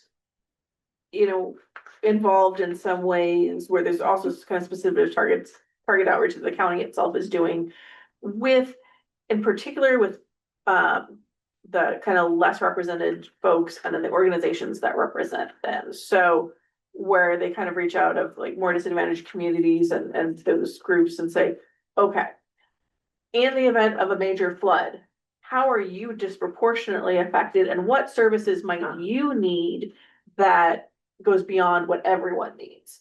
And try to understand. And then part of the whole document is like identifying potential mitigations. And one of the, philosophies and guiding principles is to make sure their mitigation is equitable. Got as we it. can, This makes and perfect sense. involving those. So, I mean, if some of it's kind of like obvious no-brainer, but then when you really get to those special populations, they're more likely to have additional needs. Very much so. Thank you. That was extremely helpful. The biggest thing for me is we get grants. If you're in the plan and your project's in the plan, you can apply for grants on it. Yeah. Well, what is the next step on this? On the plan itself, we keep working with their process, so, Sarah and I have developed a bunch of, language in response to their questions. And submitted that, they're working on it in their end with their consultants. We'll get a draft of that, and, honestly, the way they ask questions, it's not even clear how it's gonna wind up in the document, so we're really waiting to see what that document is Like a cover page and 30 annexes. and review. But even, we don't know how they're gonna like take what we gave them and incorporate in it because of the way the questions are asked. It was a little weird. So we're gonna obviously get the draft and look very carefully to see if they represented what we intended and what it looks like. And so it'll be an iterative process of working through the drafts. But that's where we are in that process. I'm also, as I've mentioned before, on the steering committee. And so, I'm providing feedback through that, including how they characterize drought as currently in the characterization. It's the lowest medium risk hazard to the county. And so I've been sharing information about the Bay Delta plan and the realities of that and saying, are you sure you want to characterize it that way? This is what it could look like under state law currently. If the county is bringing in desalination barges, are you sure you want to look back and say it was a really low medium risk? So, we're providing the feedback. It's an education process, of course, as well. So. And it'll be done for Earth Day or no? No, the current one expires in December, and the goal is to have the county one done, I think, 2 months ahead of time, in October. They give a flyer handout, that you can hand out, and that's what we're handing out on Earth Day. It's part of the same thing, the advertisement. All right, anything else? We're good? Yeah. All right, good. Move on. The Boston report, for those who don't know, Boston is the Bay Area. You normally get your own piece of paper? Yes, he does. How about you, Mike? Do I always just throw it away? Yeah. I don't think he normally gets his own piece of paper. So I thought it would be easier to add a Paper, page right? and explain, no, it's not missing from the package. I think I did it. We did miss it, didn't we? Well, and I have. Because there was no paper. So I know, that's what I'm saying, he got his own agenda report. That says Louisville will talk, okay, thanks for the. Does say that. It does, I know. Agenda And presentation staff. material. That's that. So. Go ahead, President. Yeah, go ahead, Charlie. With that interruption, Yeah. again, Frederick Gap. yeah, I know. So the meeting was on March 19th, 2026. I'd be serious, come on, guys. And it was held in Burlingame, and we already talked about the bus, that's all you're familiar with. Yeah, same. So, yeah, the agenda included the public hearing on a new, and by the way, we do get a little piece of paper that we read, and we cannot make copies of it. This is just verbal only, it's a verbal report only. Okay? So if anybody asks me for this report, I won't be able to, or else I have to kill you. We will have to, are we allowed to take it out, or just like a You pen can down? take notes, Yeah. they're gonna be your notes, that's fine, they're gonna be your notes as I'm talking, so. Anyway, so on the agenda items, we had the public hearing on a new state required report on the vacancies and recruitment, we went through that ourselves too, so we must at this point do not have any vacancies, so. But, every year annually, you have to give that report to the state. And, the opening brief for the Bay Delta plan was filed in early March and was distributed to all members, so we did not get a response from the state yet, so I decided that we forego of the closed hearing on that. And then we had a report from the Board Policy Committee. The Board Policy Committee is a smaller section of the group because the members of BASCA are about 26 members. It's a very unwieldy group to have 26 agencies. So then from that group, we have a smaller group that goes through, we call it the Board Policy Committee. So then as they go through a little bit more in detail as to what's going on, then they bring it to the big group. So the big group doesn't have to go to rehash everything every time. Sometimes, most of the time, there's an agreement, but sometimes there isn't, but at least the big board will have the opinion of the smaller board that had more time to discuss certain items. Then we had the report from the SFPUC, and since we don't have Rena to go into a lot of details on this, I'm gonna go into a little detail. So the report was given by Allison Castama and provided water supply conditions report. And based on March 16 data, total system storage is above historic average, which is great news. It's about 89.6% due to some carryover storage as well as rain and snow in the early part of the water year. And state reservoirs are currently above historical average for this time of year. As of March 12th, the state drought monitor is showing some dry conditions in the northern part of the state, but it looks like we're gonna have some rain next week. And the HHE precipitation is slightly under historical median, but current year total precipitation for upcountry and the Bay Area are above the 12-month median despite the dry conditions in March. So the upcountry snowpack is under the median, which is consistent with the trend seen in 2025. Water availability to San Francisco is at the 220 needed to fill the system by July 1st. So total system deliveries are at the 181 MGD given the dry and high temperatures. Then we had the consent calendar and the action items. The board adopted resolution concurring the nomination of John Weed. John Weed is a director from Alameda County Water District, and he was nominated and approved to sit on the Water Insurance Fund on the board of the Association of California Water Agency, which is the Aqua JPIA. So we're gonna have John Weed sitting on that board. And a public hearing in compliance with AB 2561, a public hearing was conducted in which BOSCA current employee vacancy recruitment, we talked about that already. And the reports and discussion. And then we had the finance report from Christina Tang as usual. And that, no. No, I had another page. I'll hold the other one for you, Joe. No, thank you. You can hold my pen.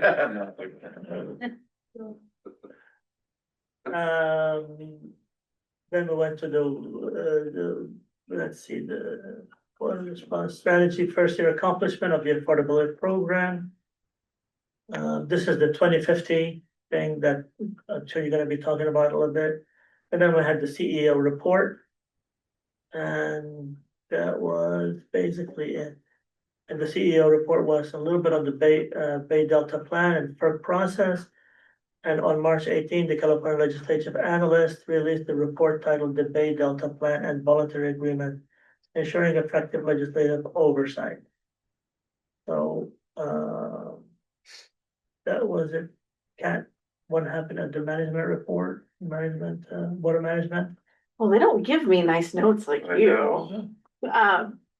But a couple things, we had a nice talk from Hanson Bridget about Prop 218 and the developments that have happened recently, because, you know, as I mentioned earlier, and if you recall, there was the one court case that came out around the time we were adopting our rates, OJ, and there's been two more since.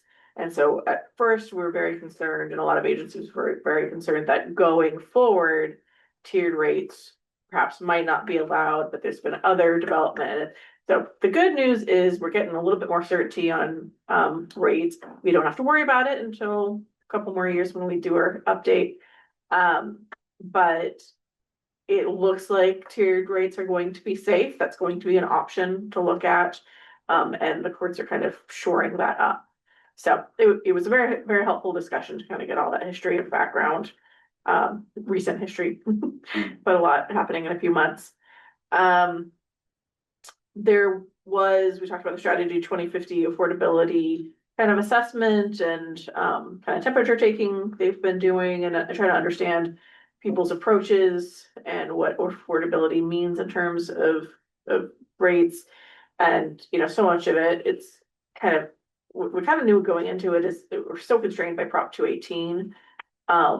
Most of us that are Prop 218, Cal Water's got some different rules. That there's no real straight kind of clear method to you know, address individuals who have affordability challenges. So then it's a greater conversation of what does affordability mean. So it's in the development as part of strategy 2050, but it's good that they're asking the questions and exploring the topic. And then the other thing that came up, which was great, is recently, and I forget all the entities involved, CalWeb, and I know Bosca supported it financially, development, but I think there's a couple other entities, but the development of a certification for plumbers in leak detection. And this, I'm hoping as it kind of it's out there and the plumbers get trained and certified, it'll help some of our customer service issues. Because what often happens is, you know, folks get high water bills or they have issues and their plumbers come out and they kind of look around and they can't find any leaks or issues and they say, well, it's just your meter's overcharging you.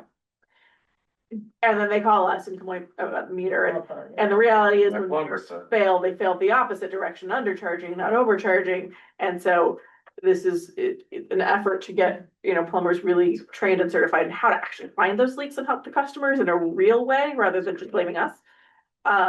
And, you know, as the certification list builds, we can put that on our website. When people call, we can't recommend specific plumbers, but we could say, hey, there's this list of plumbers that have received the certification. You can refer to them or pick one. So I'm very glad to the backflow prevention list of certified people that can do that kind of test. That's similar, yeah. Okay. Yeah. All right. Cool. So we should always also teach plumbers what not to say, right? Well, I mean, we can't control what they do. Yeah. But having the certification at least helps. So if they are on that list that are certified as the experts or whatever they are, and they say this kind of things, we should kick them off the list. Cannot be on that list.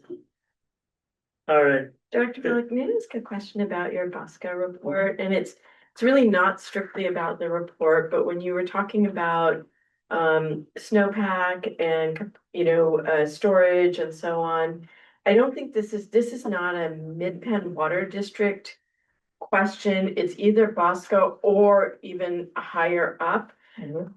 I'm just curious about the thinking as climate change continues. It's not going to go backwards. I think that we can all agree on that. Are there thoughts about increasing the amount of storage, because it's not going to really be stored as well in snowpack because of the direction, like more will fall as rain, less as snow, the snow's going to melt earlier. So I know it's a much bigger order issue and we don't get No, but control. it's a good question. And what I can tell you is, have you ever heard of the group of people that they call themselves Restore Hedging? Yes. That means that they want to remove a dam and the water that we get here. Oh, yeah. comes will- from that So, Chesapeake. Yeah, so to do that, to store water, I know. especially if we're talking about, increasing or increasing the number of other dams, it's not next to, but it doesn't happen. We won't see it. Yeah. I don't think we will see another dam in our lifetime. Yeah. So, yeah, to your point, yeah, we do need the storage of water. We are so far based on the population we have and the needs that we have. Like the storage that we have right now, would probably, even if we have a drought of about like a 4 year straight drought. With the conservation that will be implemented, usually they start with the 10% the first year, then maybe the 15%, and then the 18%. When you start getting to the 20%, it start hitting people very negative, because even the way we are now, people have been kind of toned to conserve already, but that would be very, very hard, so Understood. to get more. Underground storage is desal, it still doesn't pencil out yet, Right, so, yeah. but those things are all part of the 2050. Details and the reports that we're working on, that, Kat mentioned earlier as well. Matt might have some water. Say a math project. What's super cool is pure water. Better than regular water. Regular water. In fact, I've got bottled, I'll bring it next time. I should bring it. I have bottled water. I think it expires though. So you must be, I guess, low flow It toilet. does, by reg, it expires. Low flow toilet are no good. I don't care, send it to me. I mean, No, you no, know. you want the real flush I toilet, do. not the low flow. I don't Of care. course, good, you want more. Everything after the flush is mine. You can have it. In case I haven't told you, I run a wastewater plant. Which, I mean, I think I hear the yuck factor, but the truth is, if we look at places that are really water limited, that's good. how you solve your problem, is there we have is a- fresh water, we. Yeah. It's not a yak, it's pure, it's pure. It is water, it is. So, It says so. all joking aside, we are in a partnership right now with San Francisco to build a 8 MGD pure water plant. Oh, okay. It's probably not gonna get funded for another 7 years. Yeah. But we are in the pilot phase right now, where we're reviewing an agreement to try to figure out the cost sharing on the pilot. And the idea is to take 6 million gallons a day of pure water, pump it over to the Crystal Springs Reservoir. Uh-huh, Then that can happen anytime, all day long, with it's drought hardened supply. They exactly. can pull it out, put it back into the system. That's phase one. And then phase two, which Mid-Penn is the part of, and I would have to recuse myself from further conversation, is to do a direct potable, where like we take another 8 MGD from San Mateo plant, bring it to our facility, treat it, and then put it straight into pipes. And that's just a higher order of treatment than the indirect route. Yeah. And so it's 2 phases. San Francisco's involved in the phase one. The member agencies are gonna have to come up with the phase two money. But that's definitely in the works, and we're trying to figure out right now, literally how to go build it. The original idea was that SCCW would give the wastewater to San Francisco. They would build the plant and do all of that. The current thinking is that we will build it for them under a financing agreement, and they'll have a take or pay, where they don't take the water, they still have to pay us our costs. So we're sort of working through all the machinations in that, but yeah. And that concludes my Bosco report. Sorry. That's a question. I did. I didn't even tee that up. Sarah, do you have anything to say? Do I have anything? Yes. I saw facial expressions a little bit. Oh, I was just thinking about getting the water from here up to Crystal Springs, and that an enormous effort to do that, and how you're gonna be, I was just That's curious. more than about half of the energy, cost. yeah. Yeah, it's more than half the cost. And then I of made a market. joking comment to Juban that Elon Musk could bore through the mountain before. Yeah, but we wanna come in at the top, not the bottom. Yeah. And then Teslas would drive it. Yeah. All right, okay, enough of that. Management report. the report to this meeting. Financial report for the month ending February 28, 2026, and that will be Kamiko. Yes. All right, thank you. All right, Good evening to the board. My name is Kamiko. I'm a manager with Ide Bailey, and I'm happy to be here filling in for James while he's off enjoying his sabbatical.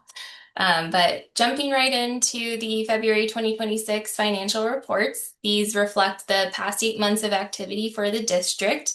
So that's approximately 66.7% of the budget so far. And just to note that the changes from the mid-year budget have been incorporated into all of the following reports.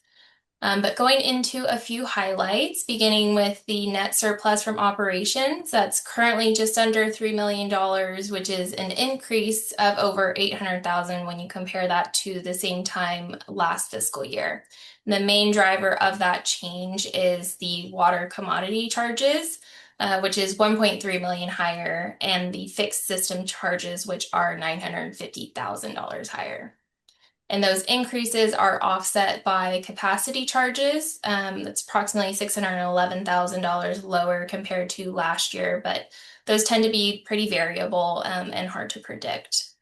And then the other driver for the increase is the interest revenue that has been generated due to the addition of the new COPs. Then a few highlights for expenditures. So purchased water is slightly higher than last year by approximately $420,000, while professional services is lower by $114,000. And then maintenance and rehab for the operating system is about $80,000 higher. And then your debt service is higher by approximately $1 million, but again, that is due to the first debt payment for the 2025 COPs. But as of February, the water commodity charges were approximately $8.4 million. That's slightly above budget at 69%. And I think that's probably something we'll continue to see slightly trend above, just considering how unseasonably warm the current month has been. And then the fixed system charges are at $3.2 million. So that's right on target. That's 66.7% of budget. There was one capacity charge for the water system during October, and that was $196,000. And then total interest revenue was about $660,000 through February. So overall, your operating revenue is at $13.1 million. That's 68.3% of your budget, and then total non-operating revenue is $1.4 million, which is just under at 63.4% of budget. That brings your total revenue to $14.6 million, which is right on target at 67.8%. And then for expenditures, the combined salaries and wages and payroll taxes and benefits is currently at $2.7 million, so it's slightly above budget at 70.4% for the year. And again, the purchase water is slightly above the prior year and is currently at $4.3 million. Overall, your total operating expenditures were $11.6 million, which is just slightly below budget at 63.1%. And then capital expenditures. So those primary payments were for CIP 21-01, the drawdowns of the COP funds of $1.5 million so far. And then the unrestricted cash for the district is just over $5 million. That's an increase of about $1.8 million compared to last year at this time. The current investments are just under $12 million, which is a decrease of about $1 million. But there were amounts that were transferred to BNY for those debt service purposes. And then restricted cash, that includes your $33 million issuance, and the funds held at PARS for the OPEB has a current fair market value of $32.9 million. That's split between T-bills and bonds of $25 million and then $7.8 million in money market funds. And then finally, your unrestricted net position is approximately $20.8 million, and total net position is $46.8 million. A lot of dollar amounts. So if there are any questions, please feel free to ask them and I'll do my best to answer.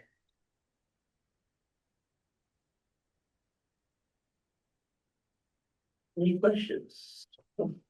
I don't have a question. I have more of a, what page is this? This page. I guess I could read off the title. Mid-Peninsula Water District Monthly Budget Report Capital for the 8 months. We've got a year-to-date percent of budget, which doesn't make intuitive sense to me on capital projects. These are Okay. probably, I'm assuming it's not year-to-date, so that's percent of total budget. And that there's no target of 66.7 on any of that. Right. With capital, those are going to vary. Yeah.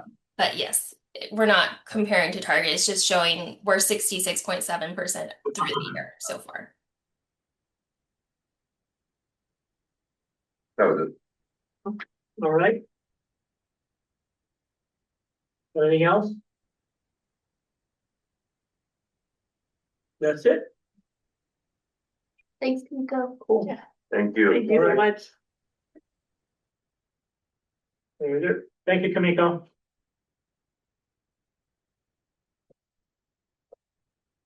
All right. Next. You wanna- Any questions? I just wonder why there's no photos. Yeah, they're coming, Oh, okay. they're coming. Alright. I don't think you like the photos next time. They are coming. This is like the thinnest package you've ever put out. This is a very thin package, but we got a lot in the works, millions of dollars in the works. So the next pipeline project, the Lower Notre Dame, is on schedule. That's, we usually have one residential project a year or so, so that one's in design. It's moving forward. We have 3 big projects, I'm sorry, two big projects that are in design. State Route 101, the board under the consent approved the contract with the consultant, West Yost, to finish up that project. We split the project into, we split phase 2 into phase 2 and phase 3. And I could explain it now, or I could explain it next week. What do you think is the best way to? Maybe high level now and we'll go over Okay. detail next week. For Yeah, no problem. Do you mind zooming in? So perspective wise, this project, yeah, right there is perfect. Is 101, the the PAMF hospital is right here. It's at the corner of our district. So our district boundaries are kind of, right around here. And this project at Genesis was, we were trying to feed a hospital originally, find a second source into this hospital, and the hospital is gonna go in that spot, that bare spot now. And so we wanted to find a way to cross 101, another crossing of 101. We have a current crossing of 101 that's a really old AC water main that could basically fall apart under even a moderate earthquake. So we've been working on this project for a while. We got permission from the property owner at easement to cross their property to get to 101. So we put this water main in several years ago. It dead ends here. And then the next phase is to tunnel underneath 101 to Shoreway, and then go north on Shoreway and hook up to our existing water main on Shoreway. And so the project was designed, was ready to go. Then we had an issue, a conflict issue with Silicon Valley Clean Water. Sorry, I forgot the name of your. Sorry. Wait, there. Silicon Valley Clean Water was doing some improvements on Shoreway. We wanted to wait until those improvements were done. It took several years for those to get done. Now we're ready to move forward with our project. Now the city of San Carlos has a sewer main that's gonna go down Shoreway in the same vicinity. To get ahead of their project, we're splitting our project into phase 2 into two phases. So phase 2 and phase 3. Phase 2 is just a tunneling work. So that's sort of the gist of it. We'll send over this map so you guys have a better feel for where everything is. But the reason we're just doing phase 2 and not phase 2 and phase 3 in total is it's going to take a while to coordinate that phase 3. And I really want to put in phase 2 ahead of the sewer for San Carlos. If we don't do that, we're really in bad shape because our pits that we're gonna go down a tunnel that's like 16 feet deep. We're gonna be in conflict with the sewer that San Carlos is putting in, so we wanna get ahead of that. For next week, now that we have a contract with West Yost or an addendum, we're gonna come back with an updated estimate for the project.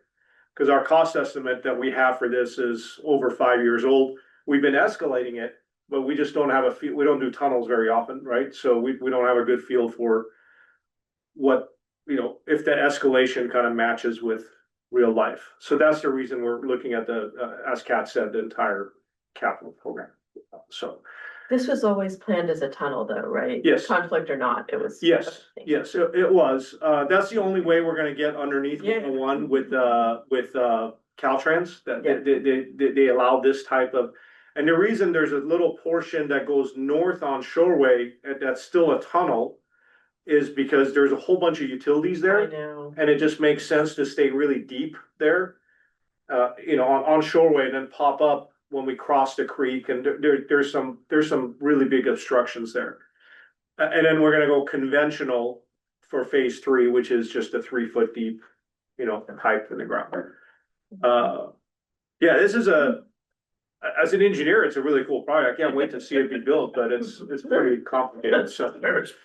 Yeah, Not like Silicon Valley Clean Waters Tunnel, but. yeah, Ours is only 90 feet down, so you're fine. yeah, this I is think you're gonna miss our, yours, well, you still have your 54 there. That's what we're, that's the Belmont, the gravity line. yeah. Well, have you deeded it over to them? Did you say Belmont or? Well, no, we own that line. Right, okay, That's sorry. what the Belmont line, they don't own it, we own Oh, I thought you had said Belmont like they own it. it. Yeah, no. Like, am I talking to the wrong person? You might be. So, You're well, talking the first time. They really are. Okay, the other big project that's currently in design is the Decoven tank replacement project. It's 2 massive water tanks that are scheduled to be replaced. We actually had this project on the books. It went out to bid. The bids came in really high about 4 or 5 years ago, or I guess it was pre-pandemic. Can't remember the exact time, but it was about 5-6 years ago. And so it was shelved because we had other projects that we could get off the ground with that money. And so the money was spent elsewhere in the capital program. Now it's back, we have funding, and that's, those tanks are scheduled to go out to bid in late fall 2026. We do have some conflicts. There's antennas that are attached to our tank. That we Cell site? cell sites. So we have lease revenue, right? Like, so it's good.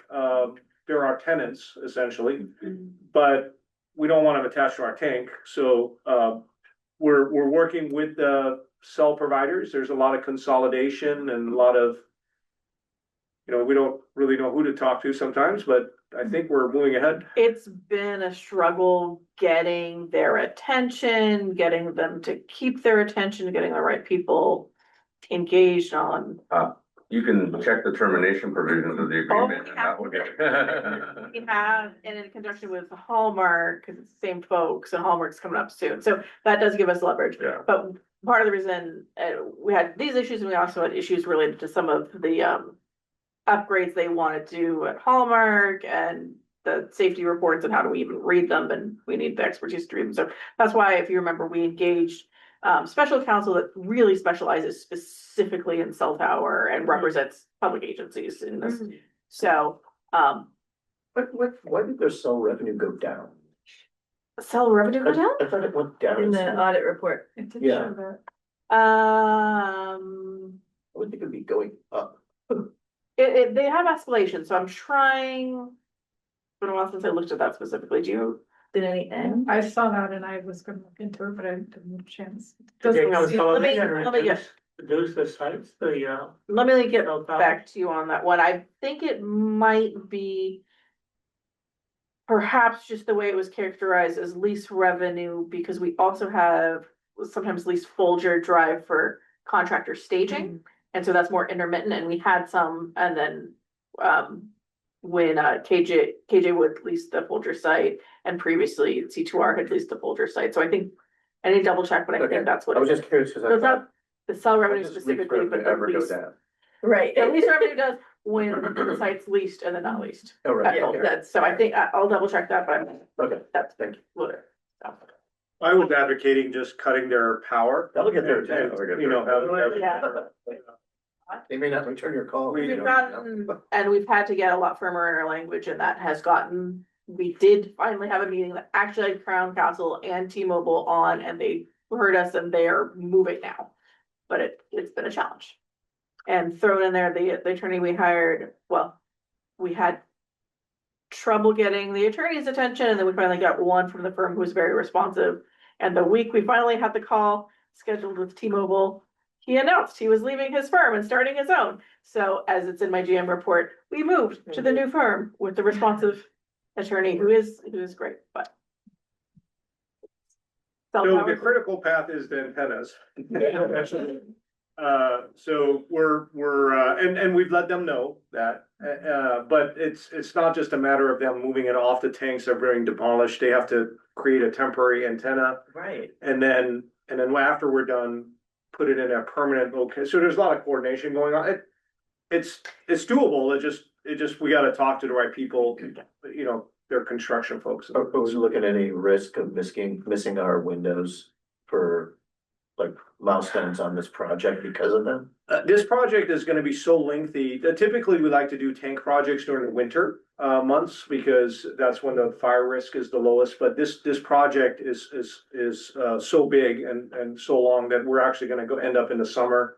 So it really, I don't wanna say it doesn't matter when we start. It'll be just the funding side of the COP, you know, making sure we're meeting the drawdown obligations that we have for the COP.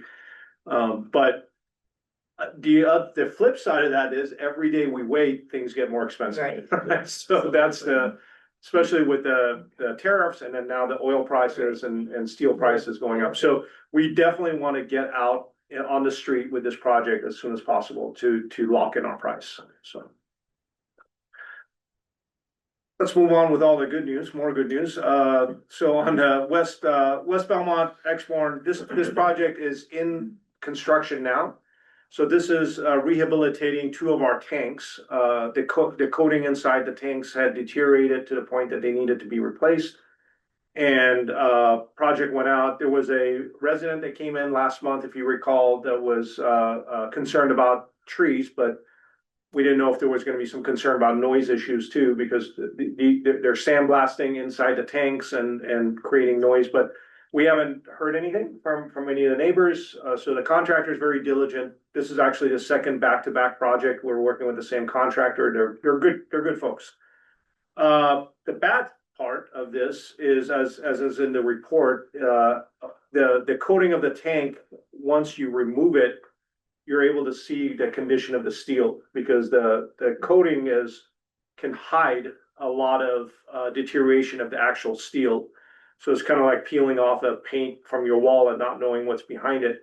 And the deterioration usually happens in the rafters at the very top. So unless you have scaffolding within the tank, it's very hard to, you know, understand what's happening on the rafter. So they sandblasted, and we found that there was severe corrosion on the rafters for Exborn tank, where they're sandblasting. So we have our structural engineer working on seeing if we can rehabilitate these rafters, or if they need to be replaced. So they're coming up with a game plan on the percentage of loss of steel. So we'll have really nice pictures and the cost by next week also, so we can look at the whole capital program as a whole. But some of them you can actually see through it, which is not. Oh, good. that's not good. Yeah, so that's not was just basically the coating was sort of, you The know. paint was holding it together. It Yeah. all had wood that's been eaten behind, and you take away the paint, you're like. Yeah, pretty much the same thing. The walls of the tank are. Not the walls. Pretty good though. Yeah, the walls, typically anything that's underwater, because it's protected by cathodic protection is in good shape. It's And it the doesn't stuff, have a lot of air mixture that you have on the top where you don't have the water. You know, And we're, as part of this project, we're looking at installing, either now or the second phase, which is a second tank. So we're doing one tank this time in each site, and we're gonna do another tank Correct. in the same site in next year. We're looking at putting in, blowers, on the roof to move air, because it's basically a sauna at the very top, and it Yes, creates yeah, erosion. So moisture. so if we can Yeah. create, they make special fans so we're running the wires and running the conduits and, you know, all that stuff.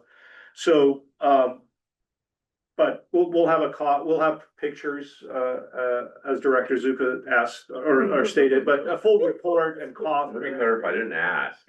Right, well, I wish I had better pictures. You're not gonna like these pictures, but, They're helpful though. yeah. But anyway, so a full report, so typically when we have a capital project, you get a full separate report with all the costs and stuff. This just started, so we don't have that yet, but next month you'll have that, so. And lastly, Louis, you brought up, I was gonna bring up the fact that I can't remember ever, I remember Betty being like the second woman on the board when I joined the board, so this is definitely a historical moment for this board. And I mentioned to my wife when you came on board, Sarah, that I'll be the only dude on this side. So I will represent us well, gentlemen. I just want to say that. Oh, James, that's right. I forget about you. Yeah, I'm sorry. I forgot about The only two women that I remember on the board was Eleanor Hahn, who went to council, and then moved from the board to the council, and Betty Linville. Betty. Those are the only two that I. Betty told me she was the second woman on the board, so I don't know, you know. So Eleanor Hahn was the first. Yeah. And then Kathy Jordan following. Yeah. Yes. That's right. Yeah. Yeah, Kathy was the Third. yeah. So, that's it. I listed a couple of, city projects, but we'll have updates on those, like, at the next meeting. Thank you. How do city projects impact us? Yep, so we coordinate, potentially a lot, especially when they don't tell us about it. But, the coordination has gotten a lot better, over the course of the last probably 5 years. It's gotten a lot better. So we meet quarterly with the town public works department. And so it's a coordination meeting. We talk about our projects, they talk about their projects. And we get their projects during the design phase. So when they're designing it, they send it to us for comment. We send our projects over to them during the design phase. So I think I would say that it's just night and day, you know, where it would be when I started here, you know, 15, 20 years ago till now. So it's really good. There are still some projects that slip through the crack, but, I'd say in general, it's going well. So we try to minimize the impact on each other's projects. If we know they're paving, we try to go in with our pipes before, so we're not digging up the street, like those kind of coordination. Or if we can ask them to like delay their paving by a year, so we can slip in, you know, those kind of, so we have a lot of those. We've had a couple of joint projects, but it's not as efficient as it sounds. It's not really efficient to build sewer and water together, because it's really two distinct activities. But we try to do it at the same, you know, we try to coordinate as best. Thank you very much. Yeah. Good. Anything else for Tubin? I was just curious about the understating the Diane. Yeah. Yeah. No, that's a great that's a great question. So the record plans that have historically been in district records was not what was out there. And we haven't historically gone out and checked like tanks, you know, like actually physically measured it. But we will now. Yeah. We did have the right capacity numbers. It was shown taller and skinnier. So it was roughly the same capacity, It's age. but you know, it's, yeah. Gravity. Yeah. Yeah. So, Yeah. It's now shorter and fatter. It wasn't a one-to-one though, so, but that's a really good question about the capacity, because when you actually, calculate the capacity, it wasn't the right capacity, so that would have been one check also. The Yeah. dimensions weren't adding up to the capacity, so I think it's a good lesson learned that we'll go, luckily, the contractor's really good to work with. They're not gonna, we've asked for a cost and we can see their true cost. It's an order about 20 to 25,000 or so. So it's not a huge deal, but it's a great lesson learned to make sure that that's something we look at our records a little bit more closely, so. Okay. Administrative services. That's me. Okay. So if you checked your email a couple of weeks ago, you would have seen that I emailed you about the employee appreciation lunch. Thank you for the 2 of you that have responded, and I'm not gonna tell you who those were, because they know. You know who you are. Yep. But we are this year going to do it during the workday. That is a preference from staff instead of doing something during the evening. So we're gonna alternate that. We'll do an evening one year and then we'll do a lunch the next year. But this year we are going to go bowling.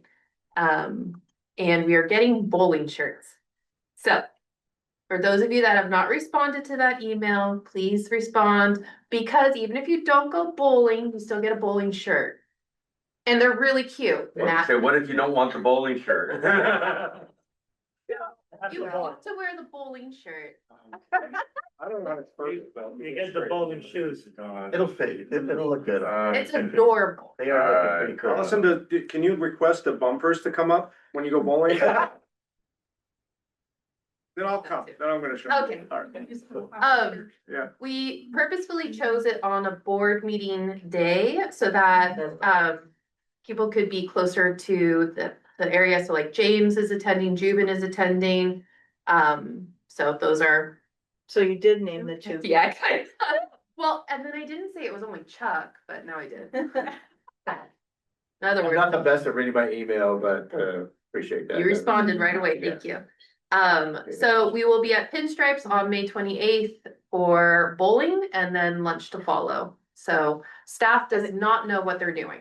This is going to be a surprise for them. They don't know about the shirts. They don't But know. Pinstripes actually has quite the menu, so it's a nice lunch. It's a nice, oh yeah. So if you've not been to Pinstripes, it's actually a nice. My wife's yoga organization, they have it's either a monthly or a quarterly thing there, and Oh. it is a huge spread, yeah. Oh, yeah. They can do a lot. So I'm sure everybody will be excited. I love it, those guys eat. For sure. They're out there working. Yeah, There we are. Couple of other little highlights. Kat and I attended the Baywork Conference, which was held at Laney College in Oakland, on March 18th. It was specifically centered around AI in the water industry.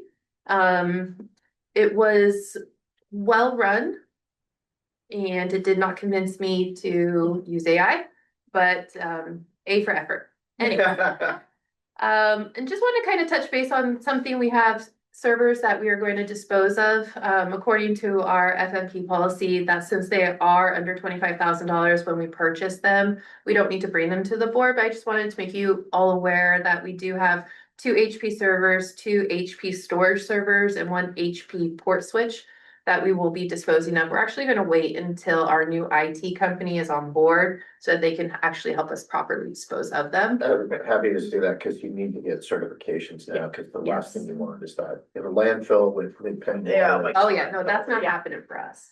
Yeah. This might be the last time you hear me talk about Folger. Yeah. We are done. I included before and after pictures for you. Wow. Thank goodness Liz, who is our payroll specialist, was on board with helping. And we got through 62 bins, not even boxes, bins of material. And you can see it now, it is empty. Even that last picture, that is completely empty. So if I don't have to look through another record, I would be very happy. Do we still maintain any paper records? Yes, we do. So until we create a policy to go fully digital, we still have to maintain paper. But it is something that we are looking into. We could not fathom going to digital with not having gone through all of those records. Yeah, no, yet. I understand that, and hopefully for the paper we have a disposal schedule because. yes. Cause that way no one will be stuck with this again. This is That's just- exactly how we, so this if is a you were hangover. if you were to have seen Liz and I down there, you would have seen us with our record management plan Yeah. open and just walking through and paper by paper, we are categorizing everything. Yeah. It was tedious to say the least. Oh, completely, thank Save the you. historical stuff for me, so. All historical Cool stuff, stuff. it's there, don't worry. One thing I do want to touch base on that is not in my report, but if you had checked your email, you would have seen it. So we did get, information that our Form 700s are not going to be filed through NetFile anymore, even though I have been receiving, communication from Mark Church this entire time to advise everybody to do NetFile. We are actually needing to file our Form 700s through FPPC. When I reached out to them today, they had no idea who we were. So that was really fun. I got an email from them today. Yeah, Yes, I you're saw that welcome. one. Yeah. So I emailed them back saying, why am I getting this email? yes, Should I so read it? I think that's me. So I provided them all of our information. They now know who we are. So that login that you do have, that is a correct login. So go ahead and file your Form 700 through there. I will say Is that it was. just us or every agency, because I haven't heard about it for SDCW either. They may not know if the SDCW exists. So they said to me, and I was a little snappy, so they said to me, we don't know who you are. Can you please tell me who you are? And I was like, well, you probably don't know who I am because I haven't received any communication from you.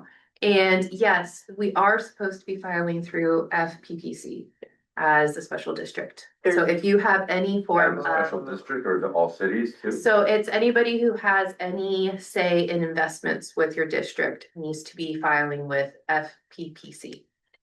It's a new state law. It has not been very well dispersed and advertised. No Yeah, all one's the called conferences we've gone to, I will send you, You do, Jubin, You'll need, yeah, definitely. Jubin, I don't Yeah, think you have absolutely. you to. don't have, yes. It's only, what is it, section 87200 filers, which is the board, the GM, Actually, I think you're. consultants that No, I don't think so. Like manage James. investments, like James. So now My we're CFO gonna will. do. You're not, No, you. No, I just do. you just do the regular thing, and so do I.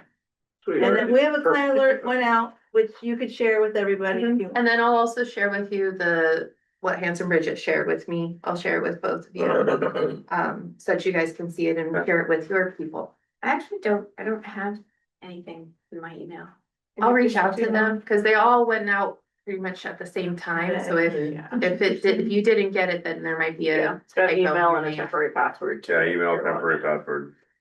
It's actually really easy. So I appreciated the simplicity of it compared to NetFile, but I'm still mad at them. Is there an opportunity within the new system to take the net file when you already prepared and just upload that PDF? So that was a question that I sent to them and I'm still waiting for that answer. According to the last, so they made me file because I'm now the JPIA Right. person.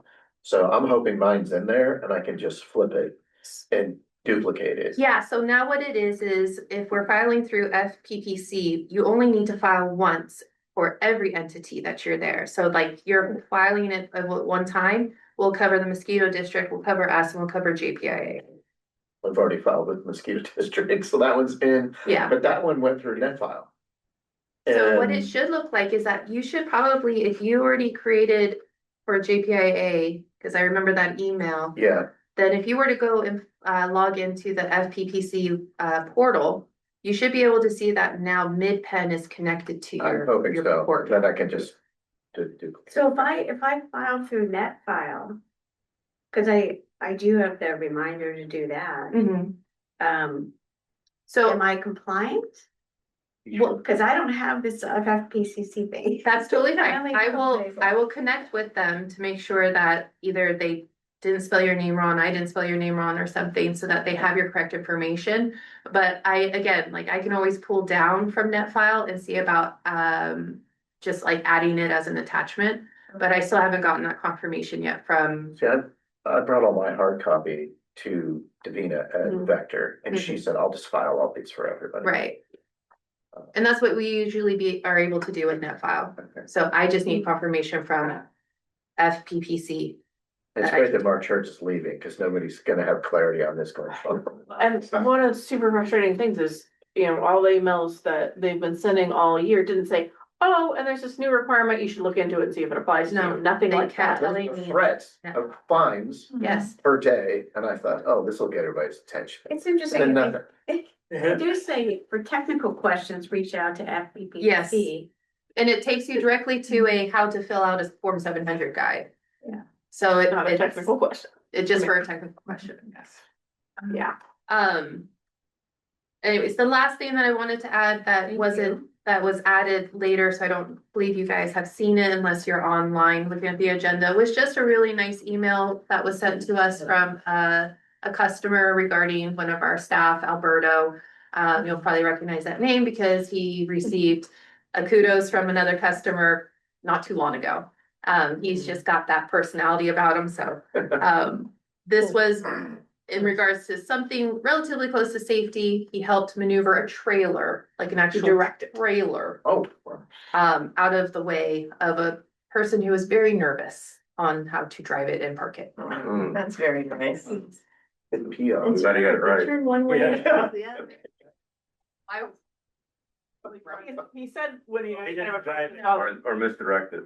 this kind of, you know, dangerous situation that was forming and blocking the road and causing the whole hassle, and he went up and said, okay, you know, I'll help you, I'll support you. The guy started getting out of his truck, As if Alberta was good. and Albert was like, no, I will. Yeah, direct I you, will give but I hand, drive I'm it. not Yeah. going to, I'm not gonna hand signals, I will use your truck. Yeah. You were driving it. Yeah. Wow, Hard. but he blocked traffic with the, you know, the truck and driving lane. Oh, nice. Good. That's awesome. All right, I'm done. Cool. thank you. Ops manager.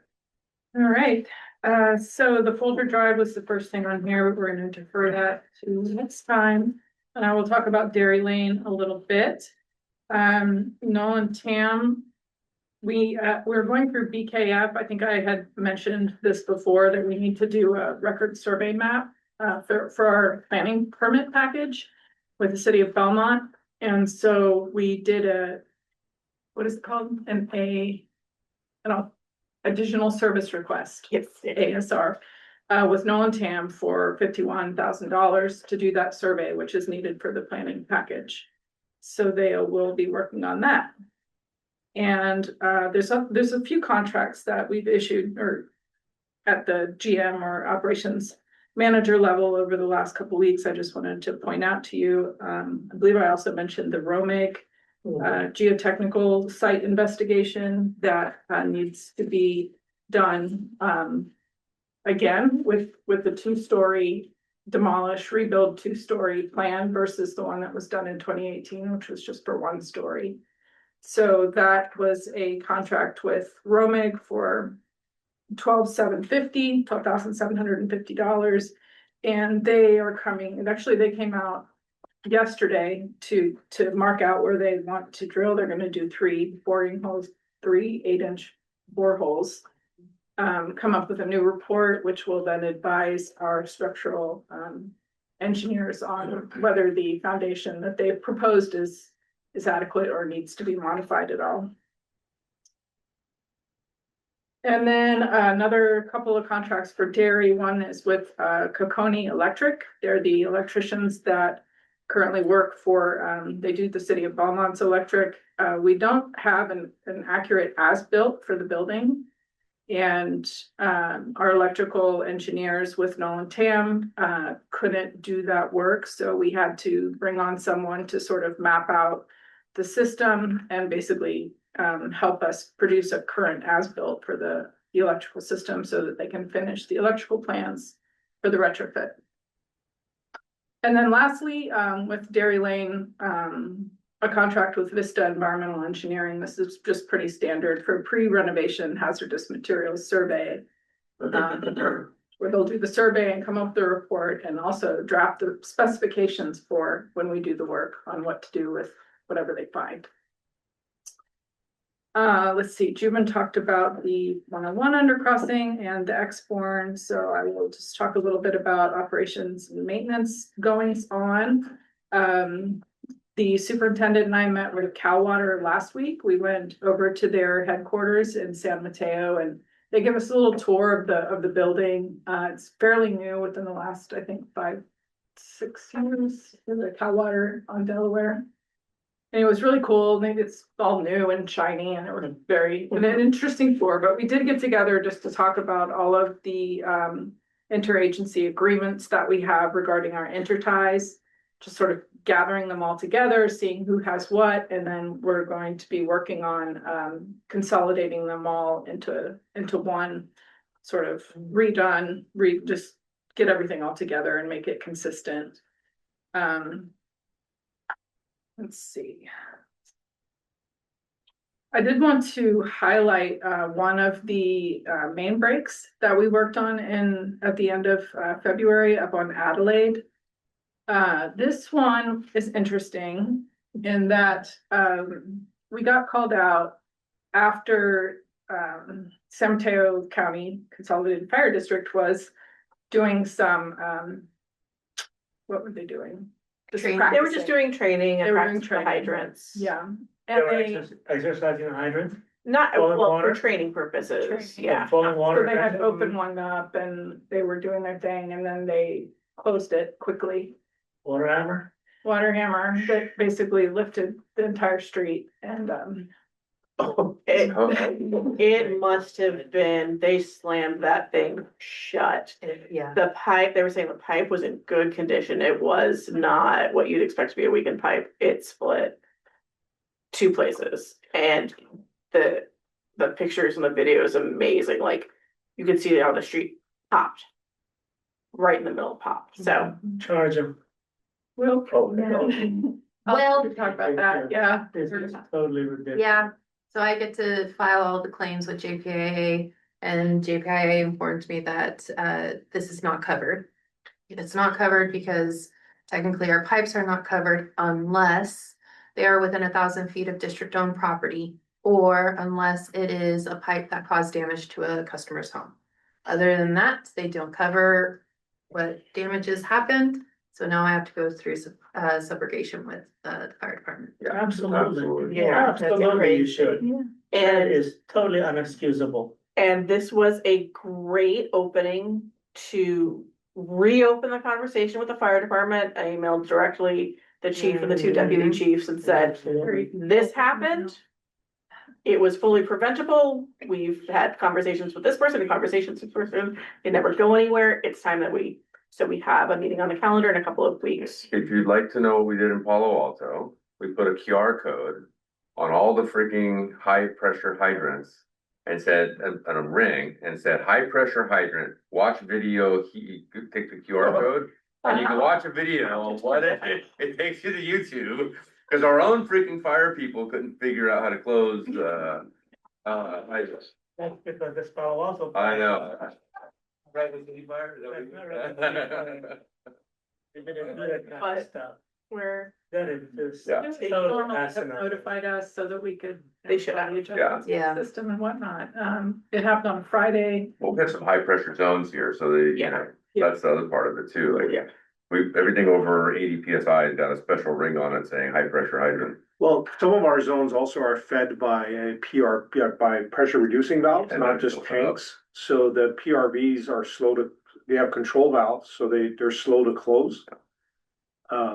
So that even adds more importance to close the hydrants slow, Very slow, yeah. very slow. I mean, they must have felt it, you know, no, the hydrant, as they're closing, they must have felt the water pressure coming. And the guy kept on closing, that, it Yeah. just. Well, and they also Furious. said, so as our folks were driving up, and it was Chris, it's always Chris who responds to these things. As they're driving up, or, you know, they were driving away, and he talked to them after. They said, oh yeah, we noticed there was a lot of water, that was weird, of the street flooding. Yeah, it was weird. Weird. What a coincidence. So there's a lot of lessons learned, and we We have a number of things that we've been trying to I wonder who the. improve communication with the fire department on. We're also related to training and actually. Let me know if Brad sharing. Olson is in any way, shape or form involved, cause he's my Yeah. neighbor. Okay. I believe is that. So you can make fun of them. No. Absolutely. Yeah, I don't He was think out he's there gonna fight, hosing but- down his, I was driving, he's out there hosing down his driveway into the gutter. Going up. And I'm like, dude, that's illegal. I'm on the board. I ought to know. That is, that's what we, that's six. He's like, Respond to that. oh, we've known each other for 35 years. Oh, Yeah, so okay. he was a joke. It's, As far as the break goes, it was a big break. They fixed one split, turned the water on and found the second split. So it was a long day for our, It was- it was a Friday. We And were all- our pipe might be compromised in Oh, other locations that we Oh, yeah. might not know about. yeah, Yeah, it's. the pipe is. So right. On notice of that too, Mhm. Yeah. reason not to. So we have a Yeah, total, that's a good idea. a total, We're calculating the cost. count We've of had to all get, the Oh, yes, hours, the for time, sure. the Yeah. material. blah, We- blah, Well, 'cause blah, the- blah. it's yeah. the street repair that's the big cost. And the initial estimate for the street repair is about 16,000. So we'll see what that grows up to, but Yeah, and then At with least overtime, we're at about it's 22. caught their attention and they were very responsive. So, Who's the current fire marshal? It's not Ray Iverson Chief. anymore. I mean, we're reaching out to the chief. Yeah. And it's Not the- Ray- here to reach Ray- out. Ray went to Rose City. He's gone now. Did he retire from? Oh, he's Rose gone, City? yeah. Who is it? Here to reach out to the chief. Might be saying that wrong, but, Todorichi? mhm. Oh, he Richie. What's his first name? Last name is Todorichi. Oh, yeah, but what's his first name? Greg? He's not from San Mateo. Yeah. Yeah, San Mateo. No, he was consolidated, but I don't think he rose up through the ranks of San Mateo, did he? Matt Todorici. Nah, nah. His father, I think, was Greg. That was the sheriff's deputy, I believe. So the meeting set with him, one of the two deputy chiefs and a couple other names. I haven't looked at who they are specifically yet, but it's a couple weeks out. After AWWA, but it's soon. Well. Yeah. Good. That's fun. That was exciting. Everything else on here is kind of standard. Dull. That's it. I'm sorry? Dull. Everything else is dull. After this one. Business as usual for operations. It definitely hasn't been dull around here. If you have any other questions about any other items in the report. It could be worse. You could be working for IT in Foster City right now, so. Yeah. Aye. Oh, it's not pretty. No, they got hacked. They had that. Oh, big they've been shut down. You haven't heard? Big time. Cities been shut down. No. Yeah. They're All shut city services, down. no computers. Totally, totally. Wow. Yeah. I'm glad we're getting a new IT company. Yes. Can't happen soon enough. Okay, any questions on the ops? Seeing none? Thank you, Sarah. And now, Sarah managing. All right, it's not in here, but one little piece of news that might be of interest. Tammy Rudock has been appointed GM at Person Hills Water District, fully reinstated out of retirement. So No way. she was interim GM. Get bored? I was gonna They were- fill you guys in after the meeting, but yeah, they enticed her to come back part-time, as interim GM, and then they were able to, they went through a recruitment, and then, she helped them go through a recruitment, and then, And she didn't apply at this point. no, Okay. she had no intention of working, again, Full time. full-time, and then they Made her an offer. she couldn't refuse. now she's GM, so it's a, yeah, so That's awesome. yeah, so it's full circle. I'm back working with her, yeah. Kind of cool. So. That's good. All right. Good for her. So in my report, I thought we would have the SFPUC's estimate of what their final, or not estimate, sorry, but their final cost increase that they're gonna propose to their commission. Haven't received that yet, but they have the commission adopt it in April, so we'll be getting that soon. All the other kind of cost information here is the same that you've seen before. For the history. While all of our other craziness was going on, we also managed to put together quickly costs or applications for requests for congressional directed funding to Representative Kevin Mullen and Senator Padilla and Schiff's offices. We chose some projects that are kind of, on the horizon to apply for. As we'll talk further about, what, and we've mentioned it here some, but more about Hallmark Tank and how we have some options, but we kind of assumed the greatest cost option to fully replace both tanks to apply for funding for.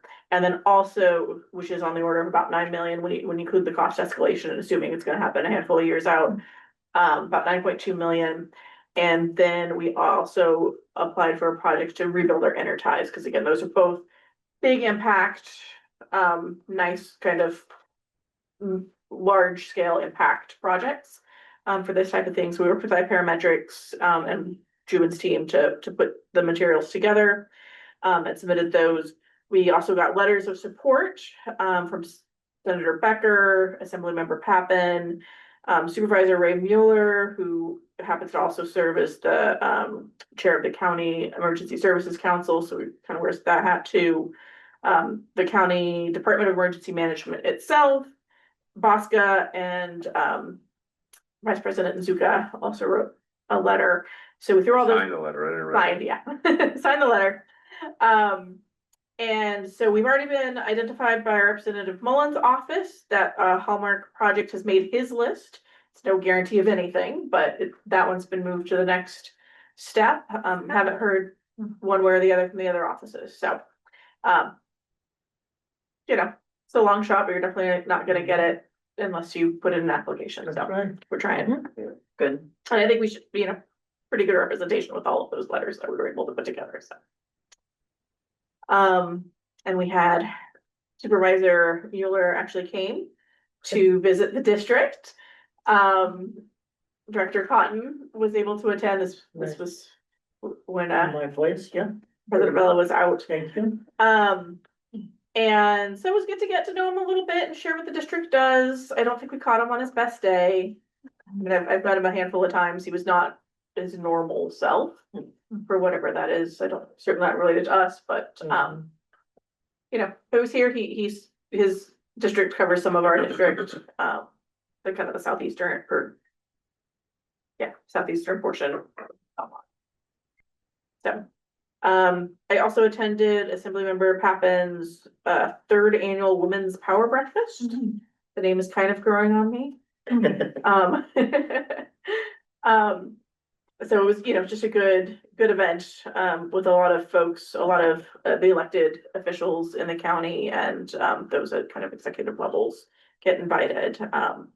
And it's to honor Women's History Month, and there was also a panel discussion on renewable energy. So it's good. So you recall also there was the public comment that was received related to the communication on the trees at Exborn. After talking with President Bell and Vice President Zuka, the direction from them was, okay, let's put it on the agenda, focused on the communication, that happened and the practices at a policy level. Is this appropriate communication for, maintenance related issues like this? The kind of capital program projects, we kind of have a different approach, but what's this purpose? So you'll see that on the agenda coming up in, a couple of months, as kind of the schedule allows. We don't want crazy long meetings as a result, but there's that. I already kind of talked about the local hazard mitigation plan development. That's in here. I wanted to share the aqua advisory that came out related to the Healthy Rivers and Landscapes program. The LAO, that's the State Legislative Analyst Office, issued a report that acknowledges, quite a few benefits to adopting that Healthy River and Landscape program. And so, that's kind of like an advisory body, almost to other state agencies. Really looks at like budget issues and, kind of financial benefits specifically. So, this little excerpt for it, the full advisory wasn't much more detailed, so I just put the relevant excerpts in there to share that out. The audit is done, so I'm gonna stop putting that in my report, which is great. And then I already mentioned the switch from, I always want to say Catalano, but it's not Jordan Catalano, it's Talentano.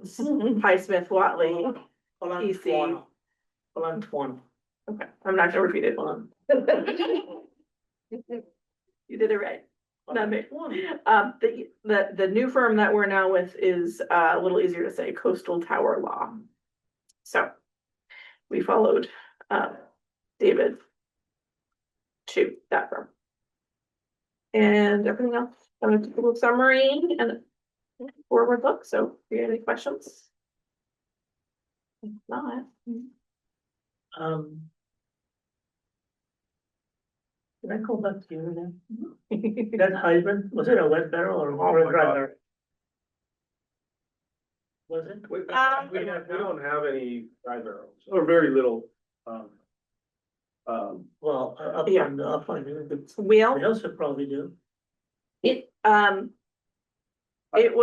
was a wet barrel and it did not have a check valve. It will now. It was the Bellagio's got nothing on us. It was, I saw it the video with, Better than the one on Ralston. oh, I thought it was the This is- Ralston one. Okay, so it was a wet barrel and he's probably closing. Oh, that hydrant. How's that one? That I was, No, the hydrant that. it's been full month, okay. Whatever. Yeah, I guess I didn't even make this I mean, make it because into our I report. open and close so many hydrants. I know. You should feel it. You should feel the Yeah. water coming in and you stop. You just let it, settle in.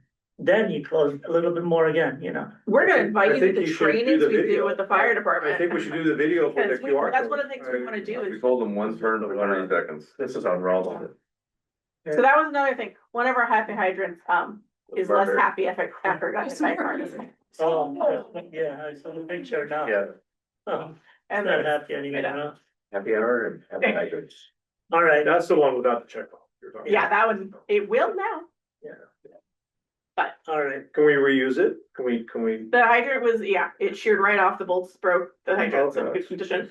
So the paint drops. It broke the way it's supposed to. It did. Washed off a little. And it was, Chuck sent me a video as I'm driving home. I'm like, One of my friends said, "Hey, water guy, Oh, what the hell's going on?" Water boy. And it was tall, the flow was higher than the tree. it's right next to used to be a Shell station, the one right in front of Vivace. Oh. And We have some great. Oh, yeah, I got a video sent to me of that one too from my CFO. Yeah, some really good Yeah. flow and pressure. Yeah. Geez, storm. so he's like, "Get somebody up here," and this was the before. Yeah. Holes in front of I know, it's like genius, so Ever. there's a bill back. This is Yeah, the it funnest was like- war They drove around the bollards and hit the hydrant. It's not like San Mateo City Council at all. At some good rate to. Well, it's like, I feel like I'm showing pictures of like my kids now. It's like, Okay. Wanna see here's the Christine? road from the fire department Oh, my God. and then one. Oh, yeah, I saw that one. That was. The road just opened up. Is it a closed session? Is the closed session for the? Oh. Well, I hope it All didn't right. freak you out. To send you something like that, I didn't know how. No, it's great. It was just like, I worked really late that night. And I was literally, it was like 8 o'clock and I'm driving home. And No, I'm it's like, I see the. Man. second glass of wine, and I'm like, oh. God. Yeah. Yeah. Not And to you know, that. as always happens when someone says me something, I reach out to Michael and he's like, yep, they're already there. This is already what's happened. So, Good. you know, That's really I good. will. That's great. I- Fire hydrant. If something else happens. And I'll- that to the- Oh, no, I love the videos. The videos are great. Got my friends, trust me. It's a bug or a water problem, they love to pay me, so. Of course. What's this? All right, Alright. communications, So you skipped over director's reports. Oh, that's right. but we do have, Martin, director's report. So, this Chuck had the nice picture, so. that's Chuck's report. Well, yeah, that was not even in my report, I'll so. start from my immediate right. So, anything for the, Harbor Industrial on the fifth, that was another very informative one, not as well attended, but, pretty good information. Things are still in flux in terms of the biotech development going on in Harbor. It seems now it's more pushing in robotics, and the bloodbath continues in terms of biotech, probably. yeah. So, Oh, yeah. I do. life I attended, sciences? yeah, That's right. yeah, but somebody did just move into the one right on the corner, just like 100 yards in on Industrial, right off Harbor. I, Yeah, four or five industrial, Yeah. by In and Out Burger? you're talking no, about? no, no, it's down the other end. Oh, the other. And they had trucks there, and now the parking lot's packed, so somebody's in there. I attended Josh Becker's wildfire Zoom conference call, which was pretty informative. They had the battalion chief and CAL FIRE, as well as some folks from the Paradise disaster, just kind of lessons learned, and he sent me a follow-up survey, so I'll have to fill that out tomorrow, but it was very well attended, had over 100 and some odd people on the call, so it was really good. And Kat mentioned Ray his visit here, and yeah, it wasn't, I think, his best day. It was kind of weird, and I don't want to like conspiracy theory things, but he kept going on his phone and I'd seen too many helicopters that day that didn't look normal, and that was the day I'd heard, I don't know, it's NPR or somebody reported there were like, that was when there were threats on the city. So I think emergency service people or government officials were probably just on pins and needles, so. It was also when they said that there were plans for drone attacks in California. Yeah, that's right. And it was One can like, speculate. yeah, it was just, a lot of it was just, hypothetical crap that people spin out, but I can see how he can be distracted by that. But hoping we'll get another time visit and you'll see normal. But, Yeah, and he usually attends the progress seminar, which is coming up, but. Okay. Check. yeah, it'll be good opportunity to see him again, but, no, so that's, that was mine. Good. Neela, anything? I was sworn in. Yeah. Cool. Well, Very good. did you know you're gonna have to say that level of an oath when you, You're smart to have had your one there, because I'm going to read it. Very good. Yeah, right, with one. All right, that's for Covington, That's anything? the finance committee meeting, Mhm. earlier this week, and that's it. Good, yes, Matt? nothing to report, but I do want to extend an invitation out to anybody that wants to go tour a wastewater plant, especially since Neela has recently joined. That's cool. I've offered it before, but no one, yeah, you clearly went to go see Cal Water before you came to my plant. There's an open date or? Well, it is kind of open, but next Thursday and Friday would work for me. We could do it before the board meeting or on the Friday anytime after 10 o'clock. Anybody's welcome. I got, Louis can attest to the quality of the tour. Maybe not of the tour guide. And purified water. We get, I've got an empty 5 acres of land on purified water right now. Although I do have a DPR trailer, if they're there, I can show you through. Well, they might not be there anymore. We have Colorado School of Mines that's got a research trailer at the plant, that they're probably gonna be moving back to Colorado, so. If you're interested. Yeah, if you guys are interested, it'll be April 2nd, if you wanna do it April 2nd.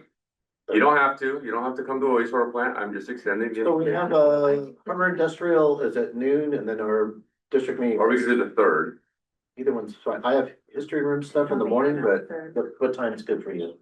I'm free, that day I am almost wide open, which is next week is unusually light, which is also why I'm tossing it up. Is that, you said Friday or? Thursday or Friday work for me. Sorry, I need to get to the right month. I was in July. That's really not. we're in 2026. Thank you. That's also useful, yes. Just don't talk about district business with me. No. I'll get together. Yeah, Julie, let me know if there's any other guardrails other than that. That's All the wastewater we could drink. You know what? We have some remarkably conspicuous do not drink signs around Los Vegas. As if you really needed that, but if you do, I'll keep my eyes wide open. yeah. So on the third, what time were you? Anytime on the third after 10 a.m. And the second, anytime also after 10 a.m. Chuck, your nose will guide you. Yeah. Oh my God, the third is better for me. Chuck, are you I'm going? done at the history room, usually around 1. I could do that. Okay. Anybody wants to go? I'm out of town. You're out of I'll town? put you another time. Okay, It's a holiday weekend. okay. It is? You guys are also welcome to join It's a. I'm trying to coordinate a tour, like a bigger tour. at our place. At your place. I haven't told you about it yet. That's not Okay. what- Let me know when scheduled, and I'll see if I can Well, I'm trying to get the legal side, no offense to lawyers, but the legal side of the volunteers kind of coordinated. Got it. Yeah, well, let me know. Yeah. This is actually something we're undertaking a lot more of. Free tour, yeah. We're trying to do public tours at least on a monthly basis and have them scheduled and getting signboards up and all that kind of stuff. Yeah. Where is it? It is literally take a right on Ralston until you hit the bay. Oh. And like, just keep going, almost. It's 1400 Radio Road. It's as far as you know. Redwood Shores all the way to the water. Keep on going. Yeah, but that dog park, that green fence, that's my facility. Wow. Yeah. That's cool. Okay, so shall we say 1 o'clock? It's a couple hours, if you guys have the time, 1 o'clock on April 3rd. Yes. Sounds good. Okay. I will send you all an email with directions on how to get to the plant. Any special gear? Long pants and closed-toed shoes. I will provide hard hats. Great. Yeah. Wanna come again, Liz? No, Waiters. No. You don't have to. You're welcome. Hey, Matt, could throw me on. Okay. Yeah. Just. And I'll let you guys, and if you can make See, it. now you great. guys are thinking, you're gonna miss out on the fun if you don't come. And there's so. a happy hour afterward, I heard, somewhere, so. Not at the facility, there's not, but there might be a bar nearby. Near Hyde. April 3rd, 1 There you p.m. go. April 3rd, 1 p.m. Just include me in the email, too. MPWD, okay. We don't have to Julie? worry about fans, like. Want to throw a waste anything. Throw me on, I'll see if I can. Okay. You know what? Bring Allison. She hasn't toured it yet either. And David. Bring your. I think David might have seen it. I'm not sure. Is there an age limit? if I bring No, it? how old? 5. You're gonna have to hold the hand, but technically no. I'll think about it. Okay. Would blow his mind. Yeah, Beyond- you know, Might be. can I put, I have to put a hard hat on him. I'm probably not gonna want to. Stoic, Yeah, but I I'm probably not, I mean, you're gonna have to be closely supervising, cause otherwise he's gonna end up in the aeration basin and that would be bad.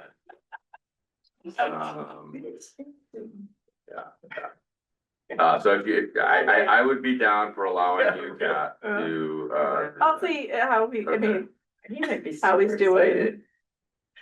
it. Okay, How, I read the book, Everybody Poops. no, but he's Great intro. so into his engineering I stuff. thought you were gonna say he's So going to into- boom. Yours and my mind went for the right thing. But he's also so into engineering stuff, it's crazy, like, he thinks through projects, he'll tell you the construction tools trucks you need, and the tools, I was he gonna, plans it out. Oh, he wants it to a. He does. I mean, you know. So we'll move on. All right. Any communication. So for communications, I will bring up what LAFCO sent actually yesterday. It was specifically to the president, the Katie Martin, who's one of the 2 special district representatives on LAFCO. Her term is coming up. So one was just kind of a paperwork thing that Louis took care of to say that, yes, we will do the electronic ballot by email. The other is soliciting any nominations for that spot. I did reach out to Katie and she is planning to run again. So, but if anyone here is interested in being nominated, reach out to Louis. Or if anyone else you think this board might want to nominate, Louis would be the one who officially makes that nomination. What is LAFCO? The local agency formation commission of San Mateo County specifically, there's one for every county. So every county, every city is represented and every special district. Thank you. Yeah. So, okay.